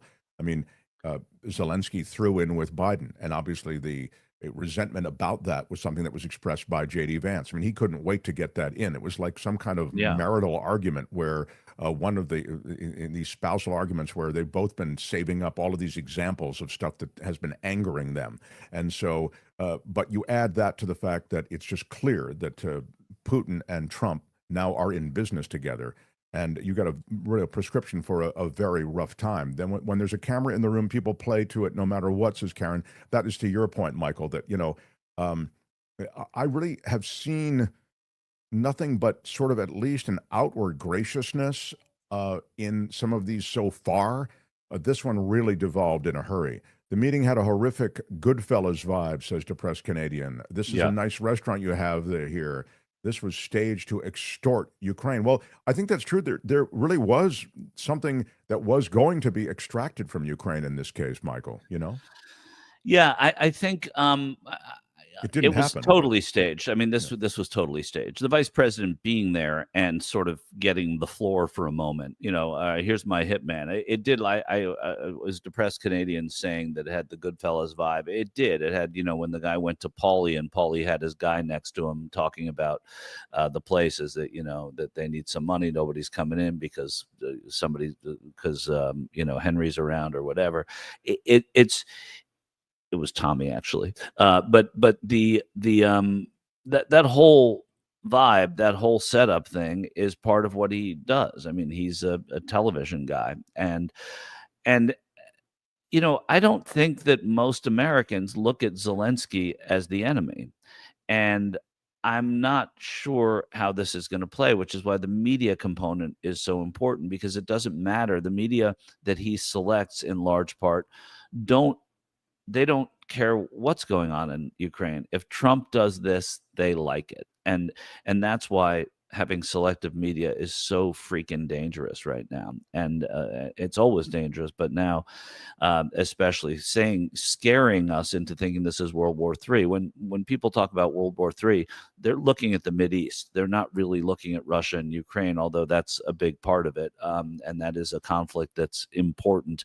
But I think that a lot of people are looking toward the Mideast. They're looking at Yemen. They're looking at obviously Israel and Hamas, and there's so much that they're looking at. To talk about that and be sensationalist in this way is part of his, that's part of his MO. It's gotten him elected twice, but it's dangerous when you see it in diplomacy. Yeah, it's wildly destabilizing to existing alliances, obviously, NATO perhaps head of them. How do you see the European nations responding to this? I don't know how you somehow get to a good place with our European allies and also somehow honor apparently some new deal that he's made with Putin. Yeah, I don't think Trump cares very much about what the Europeans think, but the Europeans are becoming more unified. It remains to be seen what Merz does in the newly elected Chancellor of Germany, what his position on all of this is going to be. But that's going to be a factor because Germany is such an important part of the unity that Europe has shown in this case. So, but it wasn't like Olaf Scholz, who he replaced, was this big voice in the world. He wasn't there long enough, and he didn't get as much attention because of the changing prime ministers in the UK and Macron's kind of lifting his profile. So I think that helps the cause for Europe staying together. And I think that Trump knows that, and he seems to only care about Putin's good graces here and not Europe's. Seeing the United States of America as officially a dictatorship country regime, says Kelton Scott. Well, it's not official. I mean, they don't. Yeah. And so I would say. Well, in a way, it becomes more and more official every day. I mean, the president today putting in an executive order to make English the official language of the United States.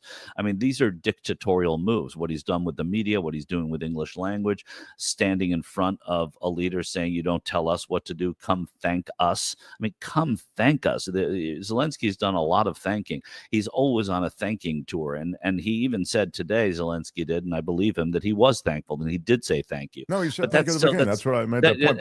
And they're so childish to make it about saying thank you. I mean, it's absurd and embarrassing. Makes me, like one of the people that was here was or commented earlier, depressed Canadian. Why? I mean, just like a proud Canadian, right? I mean, that when you see this, how could anybody else be? Really, well, he's depressed for our nation, Michael, and how dare you suggest that his moniker is in somehow is some way not appropriate. Well, also they won the Four Nations. So thank you. All right, so that be happy. So he's happy about that, but he focuses on the wildly I understand crazy stuff happening south of the border now. But you're right about the thank you. The thank you it was almost like a thank you fest at the beginning. So I don't understand him busting on that, but that was designed, and it's effective, which is why I mention it. It's effective with his base. Like, how come that foreign leader doesn't say thank you more? I mean, that's what you'll see. You'll see that clip over and over again in the middle of everything else that turned out to be this kind of rhetorical rugby scrum that they got into. I mean, it was really brutal. But the bottom line, which, is that the deal was dropped, and that's a deal that the United States says they wanted, and so they might have messed that up, and it's not irretrievable. But now what you've done is Zelensky still has a chip, and when you're playing with someone who still has chips in front of him, Mark, that it matters. Well, I would say also that if Ukraine falls to Russia, you'll have to make a deal with Russia for those rare. I mean, by the way, there'll be way more problems than that. But I'm just saying, as you say, Michael, you're much better off making a deal with Zelensky, although it's a deal at gunpoint. Let's make no mistake. I mean, that's of course it is. No, of course it is. Yeah.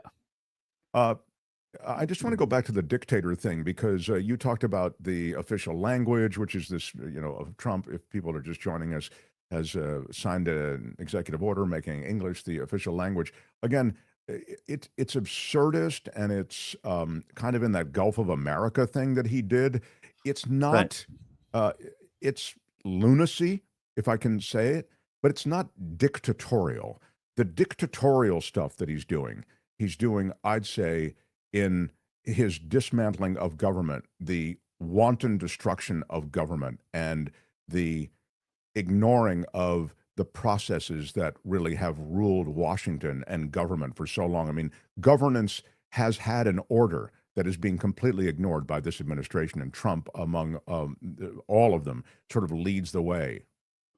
Yeah, I'll agree with you, but I think also that when we think of dictators, like if you're playing word association, we think of the dictators in World War II, right? I mean, that's some people may think of Idi Amin, some people may think of Haitian leaders, and some people may think.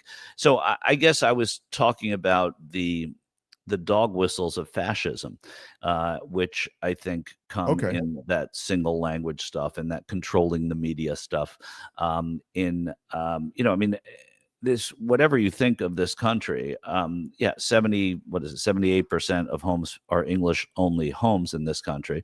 That leaves 22% other, and a lot of Spanish homes are multilingual. But to take the Spanish page off of the whitehouse.org website tells me that everything about you is excluding other and including only same. And so that to me is, I guess, more, like I said, more fascist than it is dictatorial. But I think that the lines blur because of the fact that fascism is about dictatorship in many ways. And I see a lot of that in what Trump is doing. But yes, I do think the dismantling of democracy is dictatorial. Also, saying if you have if you look at North Korea, right, where everybody there's this communism there, everybody, like all these federal employees leaving and getting rid of a workforce in that way is dictatorial because it's taking control of it, and it's, to me, it's a very scary thing. It's how authoritarians rise to power. They create a chaos, and if you create enough chaos, then the authoritarian is there to restore order, in quotes. Okay, that's how this stuff. This is really such a classic playbook. And I made the point when he first did this Gulf of America renaming that it's sort of what you said, which is like, this is the crazy crap that dictators, like, we'll wear all the underwear on the outside now because I'm king, and this is the bizarro world. So you're right; these are flexes. You know what I mean? They're flexes, but they're also indicative. They're it's America first, right? But also grow America. We don't see a lot of land conquered anymore. We see it divided. Or I guess the last time we saw it was the breakup of the Balkans. No, actually, Sudan and South Sudan probably more recently than that. So we see breakups of land, but we don't see land being conquered in this way. We see Putin trying to do it with Ukraine. But we also see Trump talking about it because that's the mindset he's in when he talks about resettling Gaza, buying Greenland, making Canada a state, right? There's some that, but Gulf of America fits in that too. So these are all earmarks of that kind of behavior, the behavior of a dictator, and an old dictator who's trying to get land, but there's really not that much land to get. Right. I thought it was interesting that they literally used the phrase "manifest destiny" in talking about the exploration of these other countries to which you referred. I associate manifest destiny with some of the darkest pieces of history in this nation. I agree. I agree, sir. I mean, in our nation, it's hard to say. I mean, one of the darkest. I think it's always unfair to talk about it because we can talk about it in our lifetimes and in contemporary times more easily, or even just before our lives. But this is as scary as it's been in our lives because of how chaotic, as you said, things have become, and how ruled by mania we are right now. This depressed Canadian responds to you with a $20 super chat. Thank you. I don't know if it's ironic, but it's weird watching a baby boomer president ending the 80. Oh, I just lost it. Ending the 80-year post-World War II world order. That world order sustained a global peace and only lasted as long until the World War II generation died out. Isn't that interesting? It's true. That's a great point. The halo effect that one would have expected from the horror of World War II, it seems to have evaporated. It does. I mean, I would imagine historically that happens a lot, meaning that there were people speaking, in the late 30s about how, the end of the Civil War, that, what happened to all the amity between us at the end of the Civil War, right? I mean, that we look back and think that, but that was a long time ago, and America has changed, the world has changed, and America isn't beloved by several generations of Europeans who have come after the people who did love us, and so. I guess that my guess is that that's what happens cyclically throughout history, and one day people will be talking. I mean, it's the human species. We have a short memory. Yeah. We do, and we even did it with 9/11. Remember all the harmony between the Republicans and Democrats, and everybody holding hands and singing "God Bless America." Within weeks, it was over, and some of that is short-lived, but some of it is long-lived. And I think that the peace and prosperity and companionship after the Second World War may have been unusual in how long it did last. I don't know. This from Kurt. Michael Shure, what's a good name? What a good name for a book that would be. The Dog Whistles of Fascism. Yeah, right, Michael, you got to get to work on that. Okay, I got to go. Okay.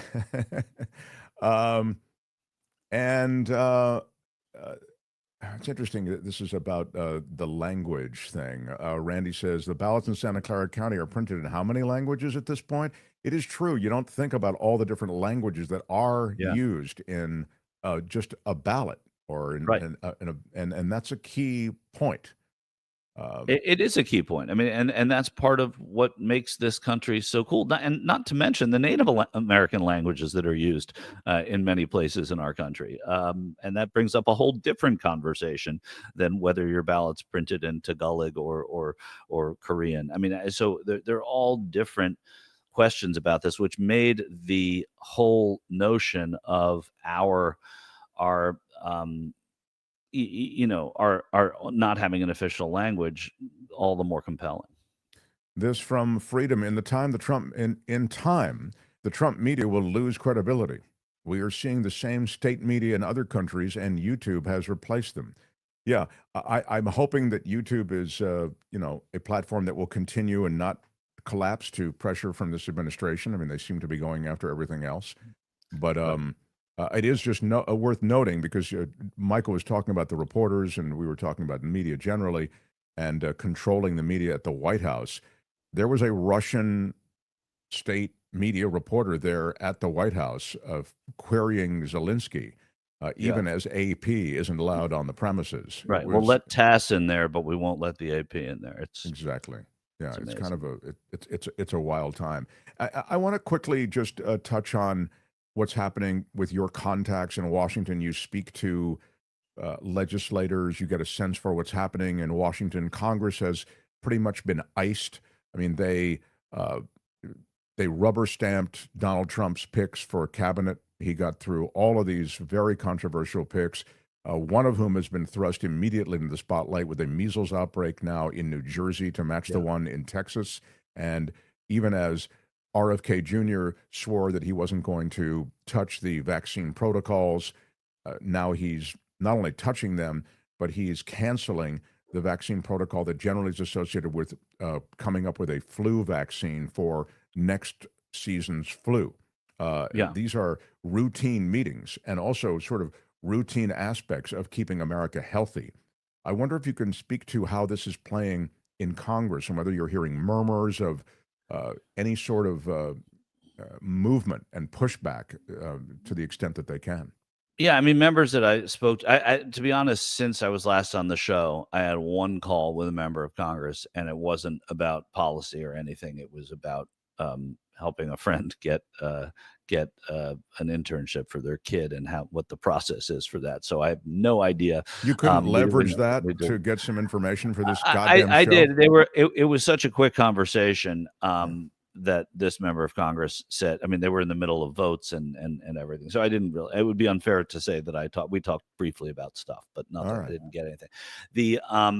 But what I will say is that first of all, I don't agree that they rubber stamped. I think that everything was pretty much along party lines, except for Secretary of State was the only undefeated. No, I'm talking about their party that rubber stamped it. Oh, their party did. I'm sorry. I thought yeah. But you're right. I didn't specify it that way, so I can understand. Okay, go ahead.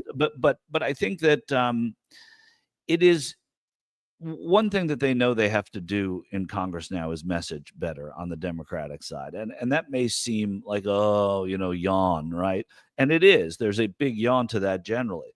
The problem is there aren't terribly many other options for them right now legislatively, except to perhaps take part in the shutdown of the government, which I can see happening, to also stand in the way in terms of Trump nominations and getting things to the United Nations, where we don't have an ambassador now, and kind of stand in the way of some of the Trump legislation, making sure that it's gone to the courts, making sure that advocates are there, getting lawyers hired on to fight against what is happening at the FBI and the Justice Department. All of that is important, but it doesn't, you're not going to sell a book with it. And I think that the Democrats have to start selling some books. And by that, I mean, they have to start an organized message. But I do think there's a strategy to waiting a little while because it is so chaotic, as you said, Mark, and it's happening at such a rapid fire pace that cannot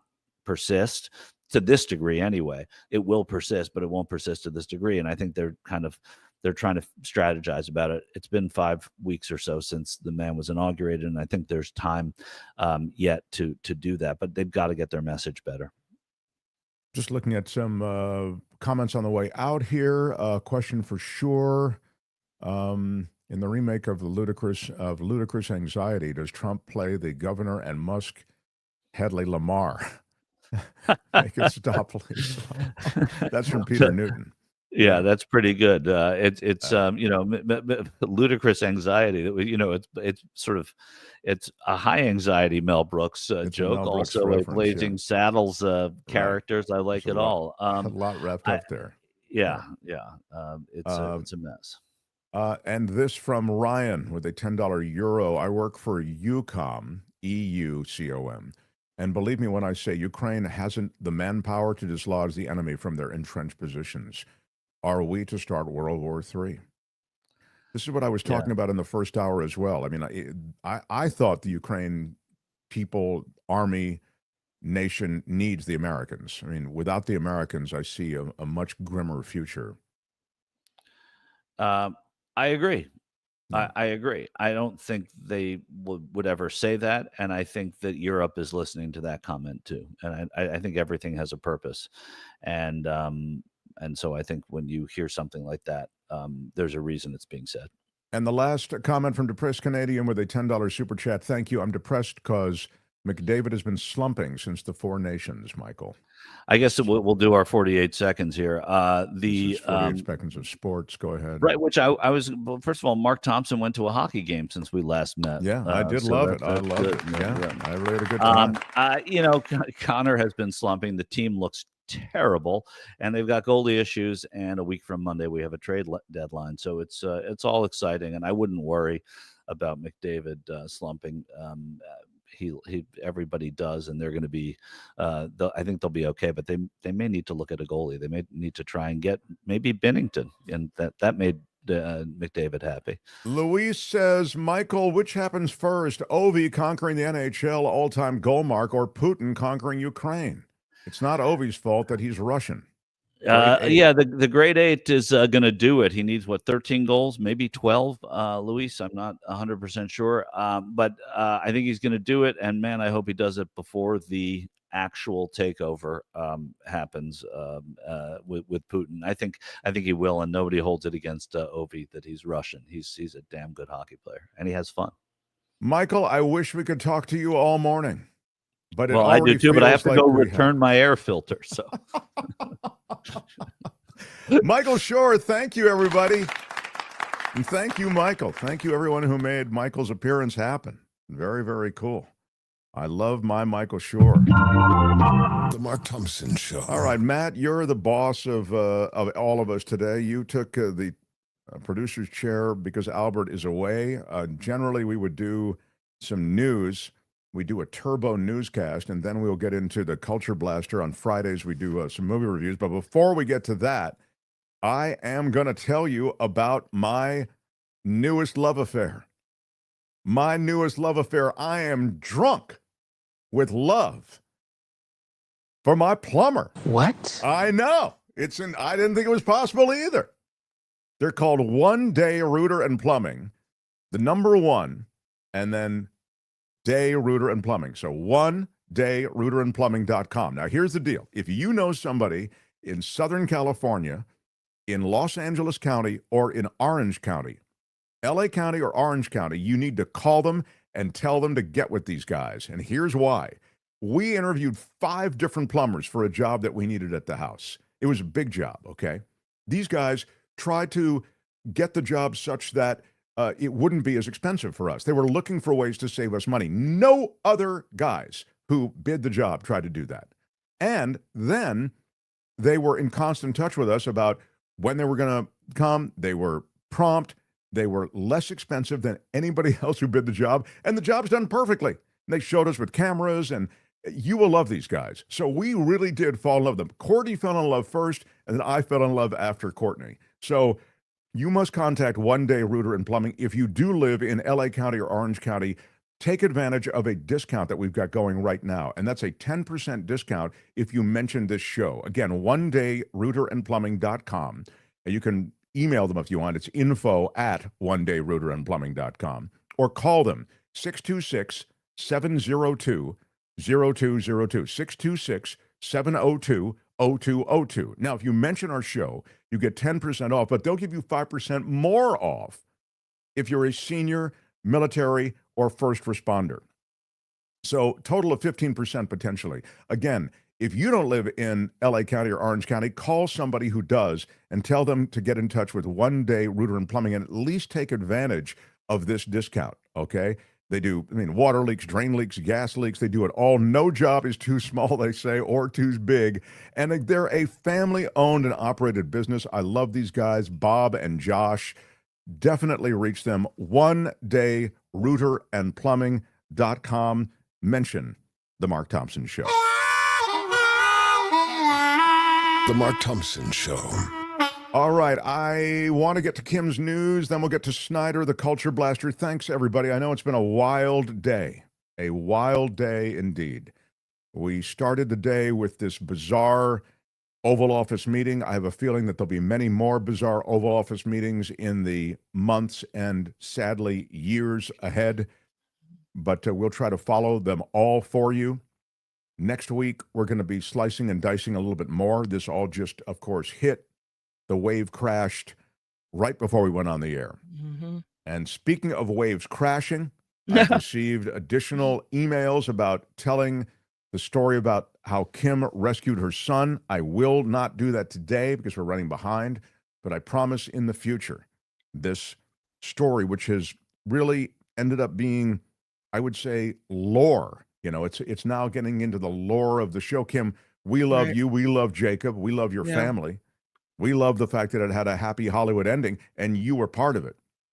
But the details of it have taken on almost a mythology that is very exciting for me. I love mythology. I blame you. Yeah. I did, Will. I blame you. I did tell the story a couple of times, and I'm happy to tell it again, but I cannot. Kim, how are you? I cannot tell it today. There just isn't time.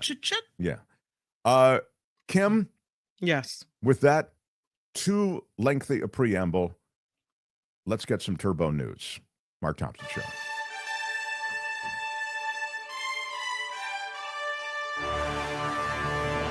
On the Mark Thompson Show, I'm Kim McAllister. This report is sponsored by CoachellaValleyCoffee.com. Yes, it is. All right, let's get to the news because as we have been mentioning, Ukrainian President Vladimir Zelensky has left the White House after not signing a deal with President Trump. Reports say Zelensky was told to leave, and the two sides never put pen to paper on that minerals deal that would have also moved forward with a ceasefire in the Russian-Ukraine war. There was a planned press conference today, canceled. President Trump, all bets are off now. I mean, it's really sad state.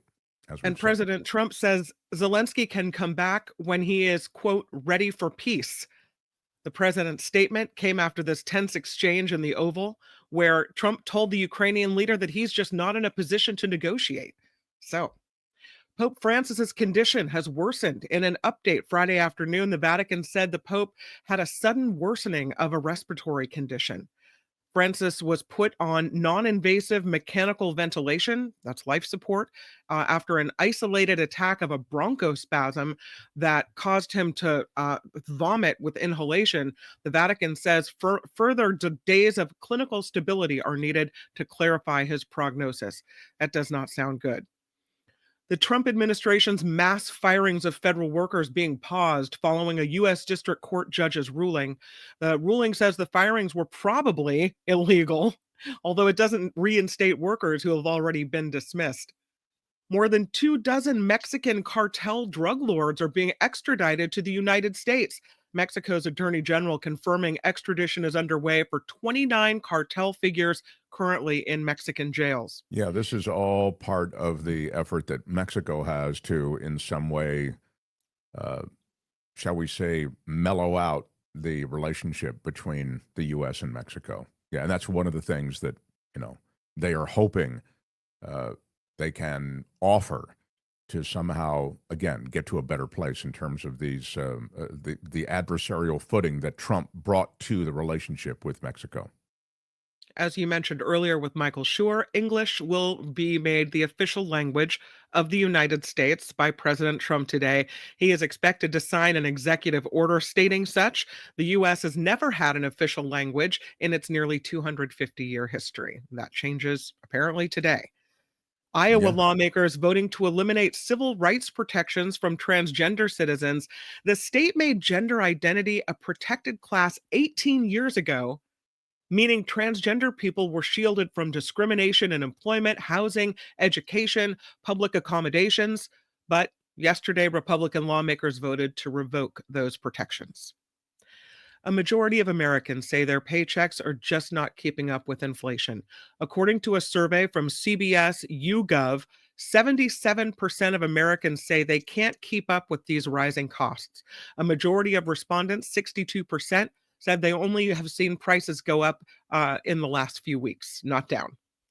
Democrats in the state legislature teaming up with union leaders to craft a bill that would ban the use of private firefighters in California. The bill was motivated by Los Angeles billionaire and former candidate for LA Mayor Rick Caruso hiring private firefighting teams to protect his properties during the recent Palisades fire.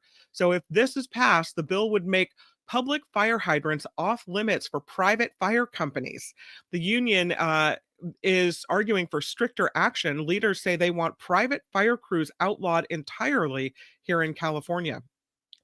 State Farm looking to temporarily raise homeowner insurance rates in California by 22% because of the money they've had to pay out for the big wildfires. A closed-door conversation took place yesterday in Oakland between state insurance officials, including State Farm and California Insurance Commissioner Richard Lara. Lara says the public will know in 2 weeks' time whether a temporary hike will take effect. The oldest known Holocaust survivor has passed away.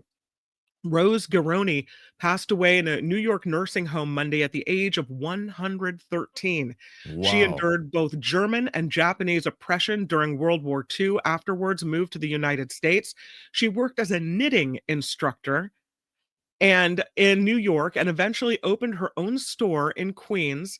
She told the USC Shoah Foundation she always tried to find the good, even in tragic events, and that living through the Holocaust, she said, made her unafraid to do anything and everything. There are about 245,000 survivors of the Holocaust still alive today. God, just extraordinary. And lastly, a rare celestial event. We'll see the planets align tonight. Just after dusk, Mercury will join Mars, Jupiter, Uranus, Neptune, Venus, and Saturn in the western sky. Saturn and Neptune will be the hardest to see because they'll be the closest to the horizon. But this is a 7-planet alignment that is supposed to be rare and interesting to view. Wow. Are you guys going to go out? You and the McAllister family going to go out Of course, we to got a check out the telescope. We're alignment? going to take it out. Yeah, we're I going to do love it. it. I love it. Absolutely. This report sponsored by CoachellaValleyCoffee.com. It is a little bit of heaven in your cup. Yep.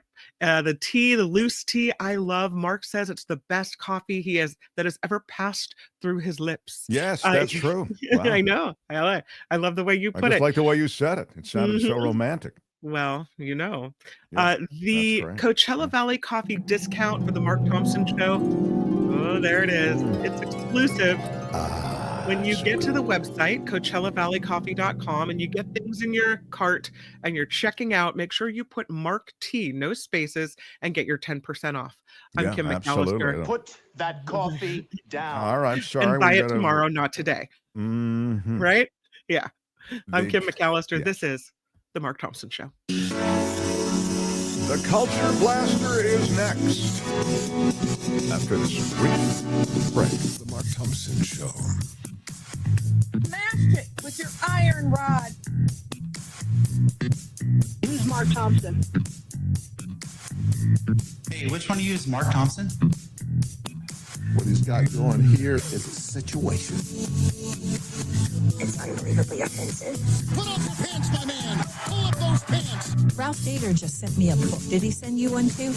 I offer this sincere apology to you today. Everything is going extremely well. Call me a liar. Know what you call me? You, sir, are a liar. You are a cover-up artist and you are a liar. Liar, your pants are on fire!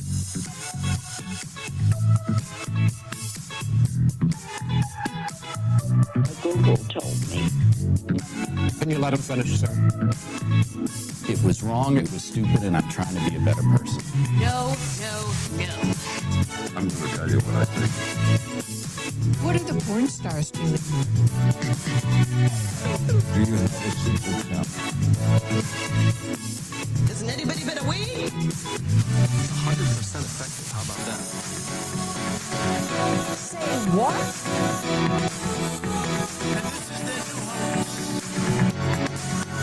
There is no defense for my conduct.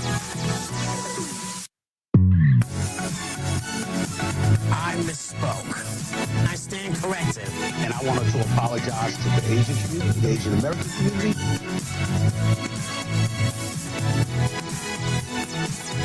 Time's up, mother effers. Love that you're all here on a Friday. Fridays, we do a few things regularly. The Florida news is one of them. The checking in with Michael Shure is another on politics in the past week. And lastly, before we wrap up, we like to look at the world of streaming, the world of movies, the world of television, the sort of also music. He does it all. This guy covers it all. He's a remarkable man with a broad area of expertise when it comes to the arts. He comes and goes on a rainbow.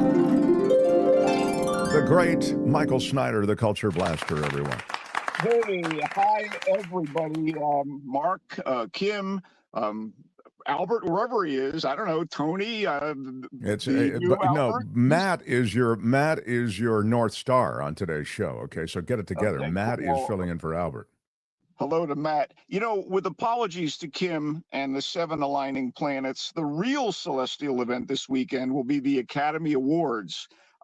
It's Oscar weekend, and I'm in San Francisco instead of Hollywood. What's wrong with me? Oh my God. Anyway, great timing as usual. Well, the Oscars transcend geography, Michael, so I'm sure you can participate. Go I ahead. know. I'll be watching it with some of my pals on Sunday. But in the meantime, I just wanted to get a few people who care up to date about some nightlife stuff in the Bay Area.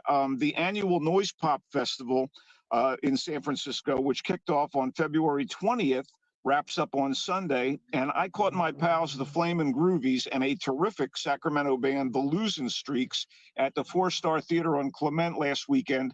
Highlights for this final weekend of Noise Pop include Nick Lowe, the great Nick Lowe, and Los Straitjackets, at the Great American Music Hall, and Mercury Rev at the Rickshaw Stop, both tonight, and Soccer Mommy at the Fillmore tonight. And tomorrow, I will be at the Cat Club tomorrow evening for Booty's I Love the Early 2010s mashup party. I mean, it's already nostalgia, right? I can't believe this. Matt, you may not realize this, Matt, our newest crew member. Michael used to be a super cool DJ at the underground club scene in San Francisco in the Bay Area in the 80s. He was like the cool guy. He was the guy. So when he mentions that he's going to, this booty thing, which is a great, that's also a DJ driven night mostly, right, Michael? It's quite special. And so it gets your endorsement. Yeah. Yeah, the Adriana Roberts manning the wheels of steel for mashups. Yeah. And I do want to make a point. I also was spinning well into the 1990s. You make me sound like some kind of fossil, but no, Mark. Well, I don't remember. I wasn't there in the 90s. I was there when I saw you in the 80s there. That's true. I didn't realize it. I apologize. I didn't mean to seem like like your best days are behind you, even though your best days clearly are behind you.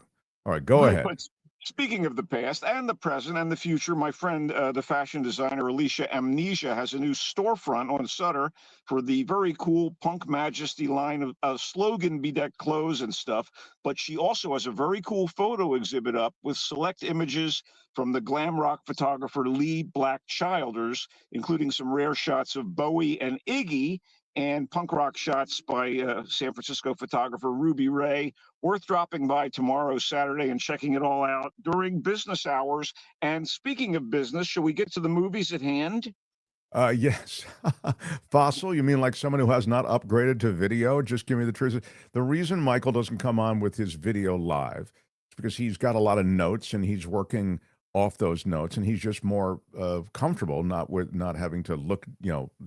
I understand why he's doing it. So if you want to see me live and in person, just come to one of our meet and greets. Yes, there you go. Yeah.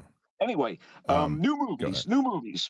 Last Breath is a simple but effective thriller, which is inspired by an astonishing real-life situation that also spawned a 2019 documentary.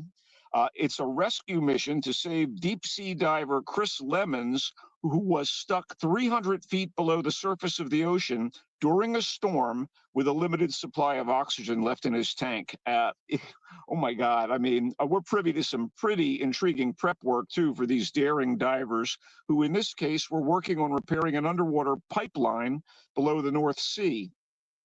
They kind of have to stay in a pressurized pod before and after their dives, which makes for genuine problems when the rescue is necessary. And since they're doing what's called a saturation dive, they can't just haul Lemons up when his oxygen is running out, especially since their supporting ship is being buffeted by the storm above, which is one of the reasons Lemons is in serious trouble. His umbilical connection to the ship gets tangled. And well, what happens is both exciting and surprising. Director and co-screenwriter Alex Parkinson, who also, by the way, directed the documentary this dramatization is based on, he keeps things swimming no matter how choppy the waters get. Oh, and my the cast God. is damn, I know, I can't stop myself. The cast is so good, and they are just right for the roles they play. And they're led by Woody Harrelson as the grizzled, laconic team leader, Duncan. Simu Liu. Laconic, I can't let it go. It's a ding word. Okay, ding it. Go ahead. Simu Liu, who is Marvel's Shang-Chi and played the slacker son on the sitcom Kim's Convenience. Here, he is the meticulous diver, Dave. And Finn Cole of the justifiably popular TV shows Peaky Blinders and Animal Kingdom is the imperiled but courageous Chris. And they're stuck together in a pressurized pod and diving vehicle for weeks when they take on the job. So it is like a pressure cooker. New Zealand character lead Cliff Curtis is the support ship's captain, and Myanna Burring is his first mate. And they're both doing everything they can at their end to rescue Chris, dead or alive. And having not seen the documentary, I went into this not knowing the outcome. Yeah. I would suggest that if you looked on the armrests of my seat after I left the theater, you would see my handprints from gripping them so tightly throughout the last half of Last Breath. I am excited. I don't know the ending of this either. So this is in theaters? It's in theaters where it will truly be an immersive experience. Oh, my God.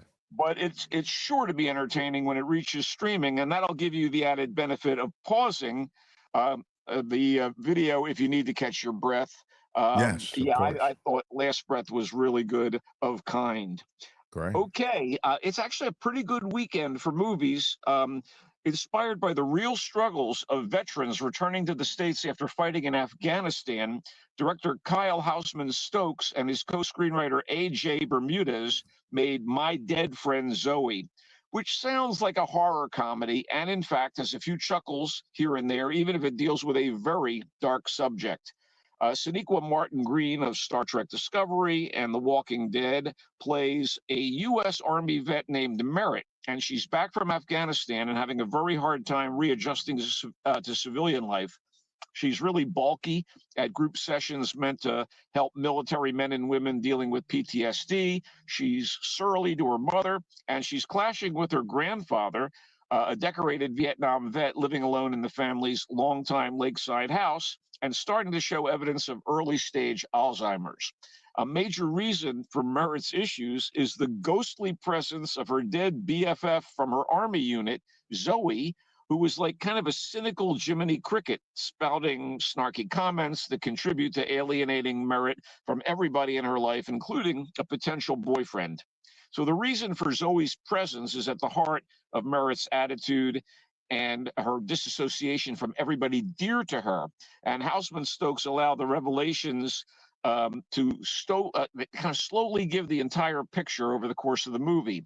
Martin Green is given what is probably the best role of her career to date, and she runs with it, and her fellow actors play off of her beautifully, especially an impish Natalie Morales as Zoe and the eternally impressive Ed Harris as Merritt's grandfather, who is furious at the idea of leaving his cabin by the lake and being stuck in an assisted living facility. I should also mention that no less than Morgan Freeman plays Dr. Cole, the concerned but caring counselor of Merritt's VA group, where she is less than forthcoming.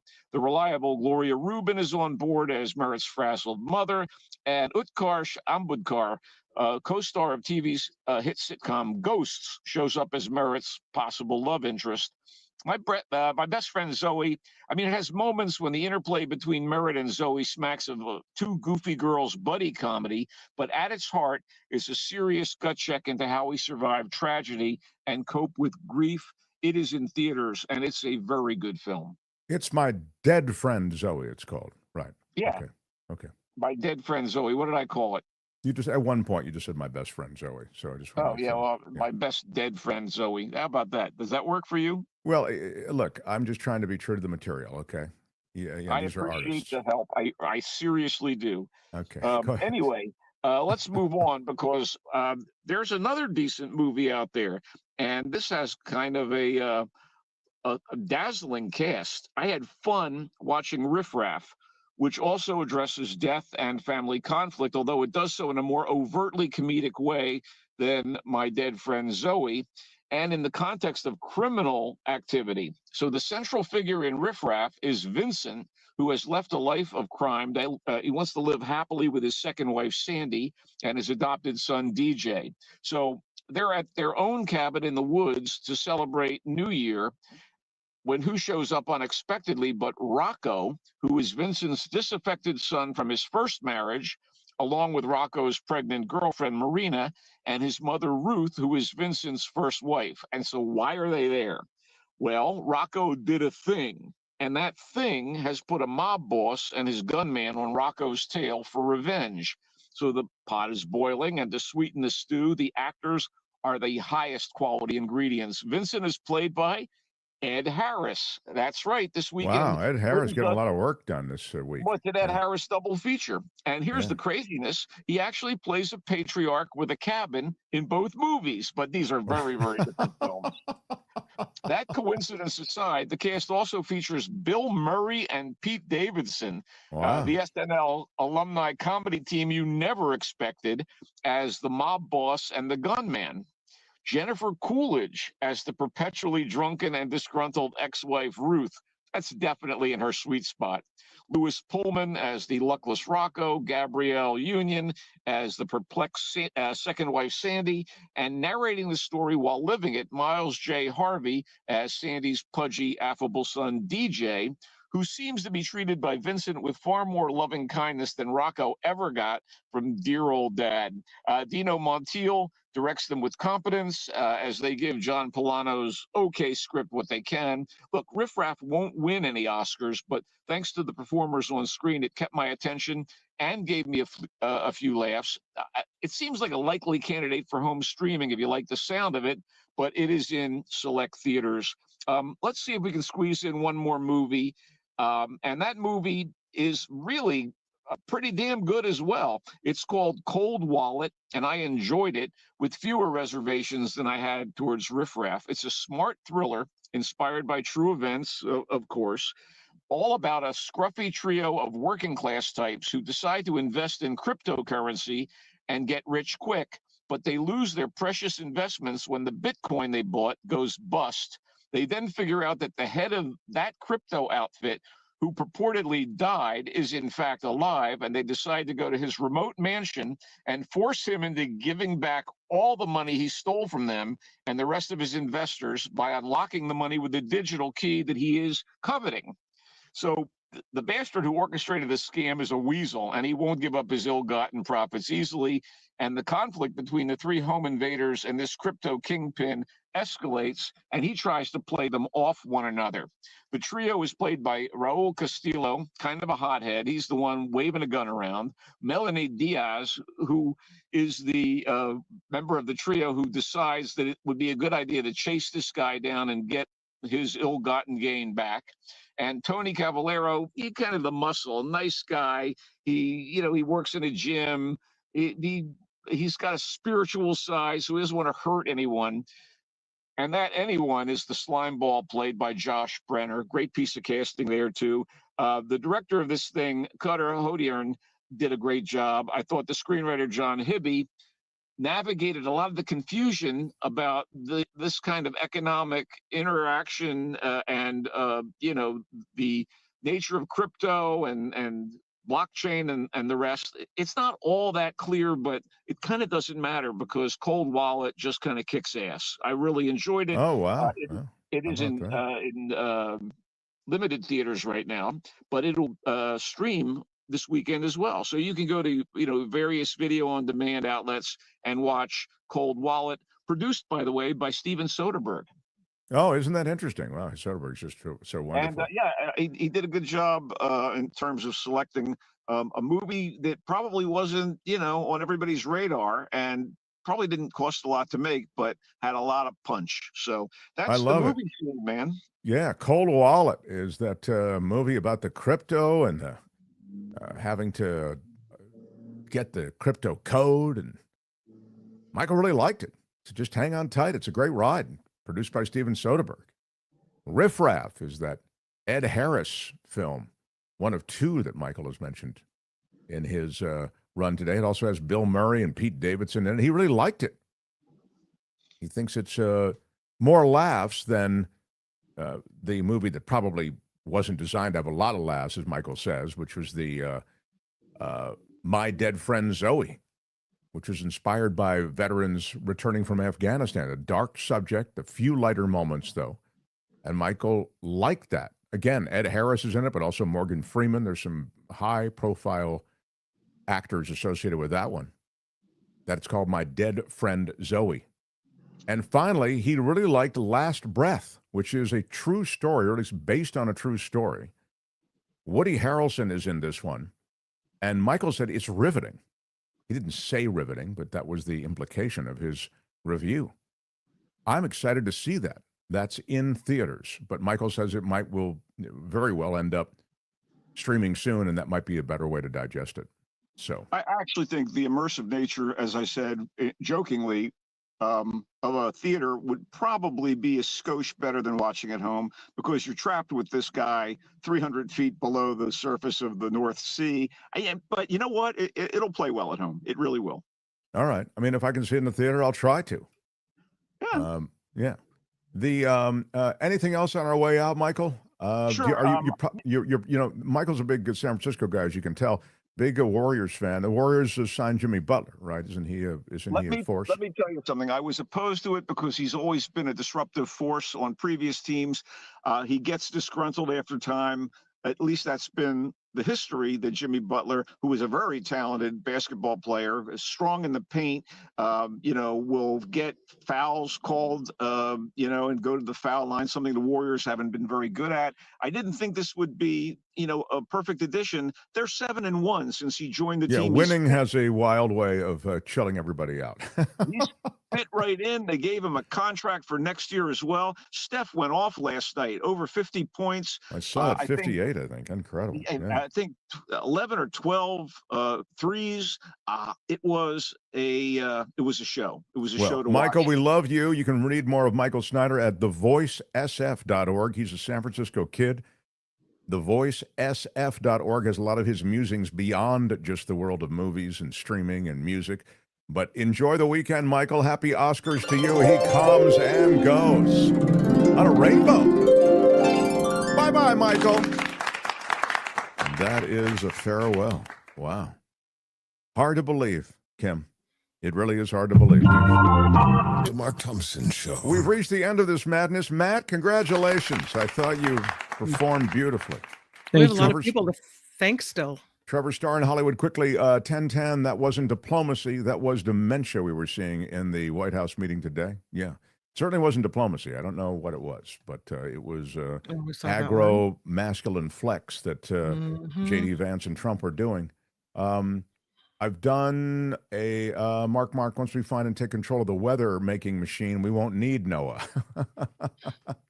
Love Marjorie Taylor Greene. Yeah, indeed. Idiot emeritus, Trump University.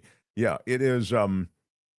It's scary to see Noah dismantled because I don't think they understand its value. And but remember, everything, the idea is to privatize it. So they're going to give you that data somehow. It'll be in private hands that will provide it. You'll have to pay for it. Now, when I say you, it'll be a lot of agricultural interests that need weather information. They already pay for a lot of some curated meteorological forecasts that relate to their agricultural concerns or maritime concerns, whatever they might be. That's the next step.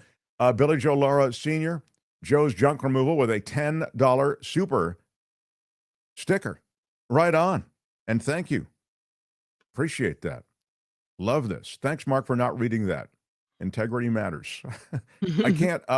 It's funny. Thank you, Bjorn, and who watches us. I think he's in Norway. One of the things, I'll mention this real quick and then I'll wrap up. I've actually decided moving forward, I do not call Trump names and I don't call even Musk names. It's mostly Trump stuff, though. I don't make fun of his hair or his skin or his weight. I just don't do that. If you guys want to do it, you can do it in the chat. But if you put it in a super chat, I won't read that part of it, like something that is and I'm not trying to be nice to Trump or anything. It's just not me. I just don't do that. So I want to explain why, sometimes I avert those phrases. I read one last week or earlier this week, and I was really sorry I did, and I won't do it again. This is a bigger deal than any of us realize, knowing Marie Clarity says. I think we realize what a big deal it is, but maybe not as a nation. I do think there is an F around and find out quality to what's happening, and we always talk about F around and find out in relation to the election. There's also an F around and find out in relation to government. There's this sense that government's not doing anything, and you're going to find out quickly that as they dismantle government, you'll really miss it. And it'll make for, as I mentioned in the earlier parts of the show, it'll make for a much more dangerous and polluted world when it comes to just America. That's leaving apart what's happening in foreign policy, which is a total mess. I'd say American foreign policy is in a free fall. And USAID and defunding and trying to take that organization apart is part of that free fall. That's what I would say. Chanda Welch, Hugoflower says, I just felt shame as to how Vance and Trump talked to Zelensky. Here is his address, Mr. Volodymyr Zelensky, President of Ukraine, and then she has the address, Ukraine. Send him a what is that? A postcard to show support. Mhm. For, and Wouldn't it thank be you. interesting if everyone just sent him $20? Like, here, maybe Trump isn't giving you any more money, but we still believe in you. Yeah, and the other thing is, you know, the world of Ukraine is also a troubled world. It's a world of corruption. It's a world of prejudice. There's Ukraine isn't a perfect place either. But now what you've done is created such an bizarre asymmetry between Russia and now America and Ukraine that you overlook that. And in a sense, I'd suggest lionize this guy, created an aura around this guy, a halo around this guy. And he deserves, I think, a piece of that righteousness, because what he's trying to do is throw back Russian aggression and now throw back American aggression. It's scary. Ron Cook says, call your representatives, join a group, and get involved with a $20 super chat. I think that is important. And, well, we'll post next week that Knowing Marie app. I think, what is it called? 5 calls or 5 calls, yeah. Yeah. Where you can actually, it's such an easy to use app. You click it, it tells you who to call. It tells you, it has scripts for different things you might care about. Do you have a membership program for YouTube? I really appreciate your show, says Michelle Turner. Thank you for the $10 super chat on that. I'll tell you something just quickly on this, Michelle, on the way out. We're considering that. We have a Patreon and PayPal support structure right now. Peter Brown, thank you. I'll continue this in a second. Peter, I just want to thank you. Big shout out. Big shout out. $50 for a super chat and a super sticker, I should say. $50. Peter Brown, I will say this. Thank you so much. Thank you so much. And thank you so much. Thank you so much. It always sounds better in a British accent. But in answer to your question, we're now exploring ways that we can also be supported with membership programs. But right now we have kind of an old school NPR PBS way of doing things. And that is we give you the show for free on YouTube every day. It's 2 hours. We break out some videos from the show. And then those who feel the move to do so, and it's really our OGs, those who have been with us for a long, long time, are still with us. Patreon and PayPal. You can go to our website, themarkthompsonshow.com. There are links to Patreon and PayPal. And I would suggest that if you're going to Patreon, you go there through the web, because otherwise Patreon takes a huge hunk. It won't take a hunk if you're already a Patreon or PayPal supporter. But new members of the Patreon community, if you go through the app on the Apple Store, Apple takes 30%. So we're paying on top of what we're paying. So in an effort to avoid that, I would say go to Patreon through our website, and that way you just go directly through the web. Again, that's themarkthompsonshow.com, themarkthompsonshow.com. You got to put the in there. And we're considering the membership, so thank you. I know we're way over time, but it's a Friday. Kyle O says, stop by the Red Jack Saloon earlier and still tipsy. Side note, did you hear that the U.S. Department of Transportation Secretary is saying that pilots should lose their licenses for incidents moving forward? Seems based on opinion before full investigation is complete. Wow, I didn't hear that. Thank you, Kyle O, for that. First of all, for going to the Red Jack Saloon. They are supporters of the show, but also for that information. I didn't know it, and we'll look into it. I mean, it is a classic Trumpian administration move to,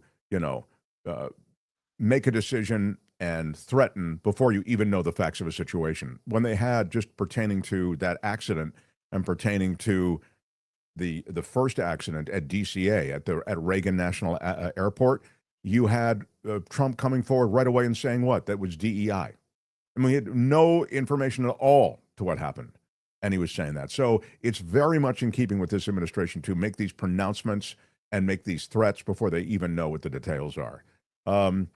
Did Mitch survive the gator attack? Oh, I get it, because there was a turtle that was taken across. I love it when there's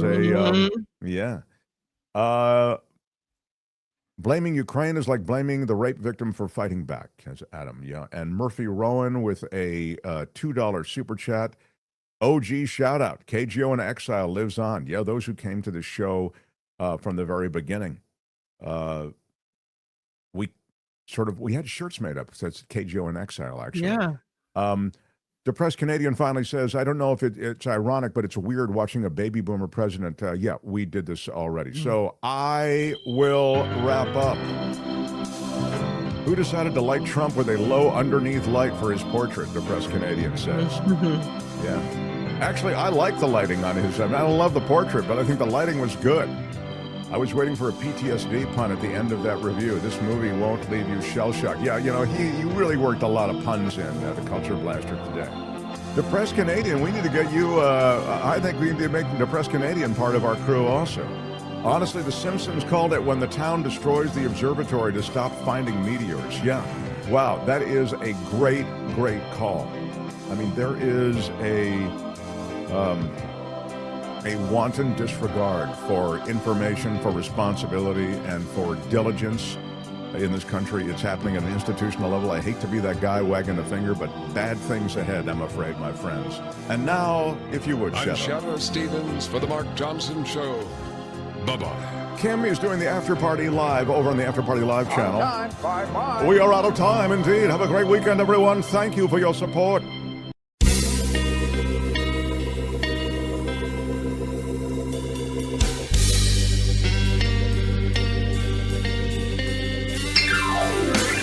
Bye.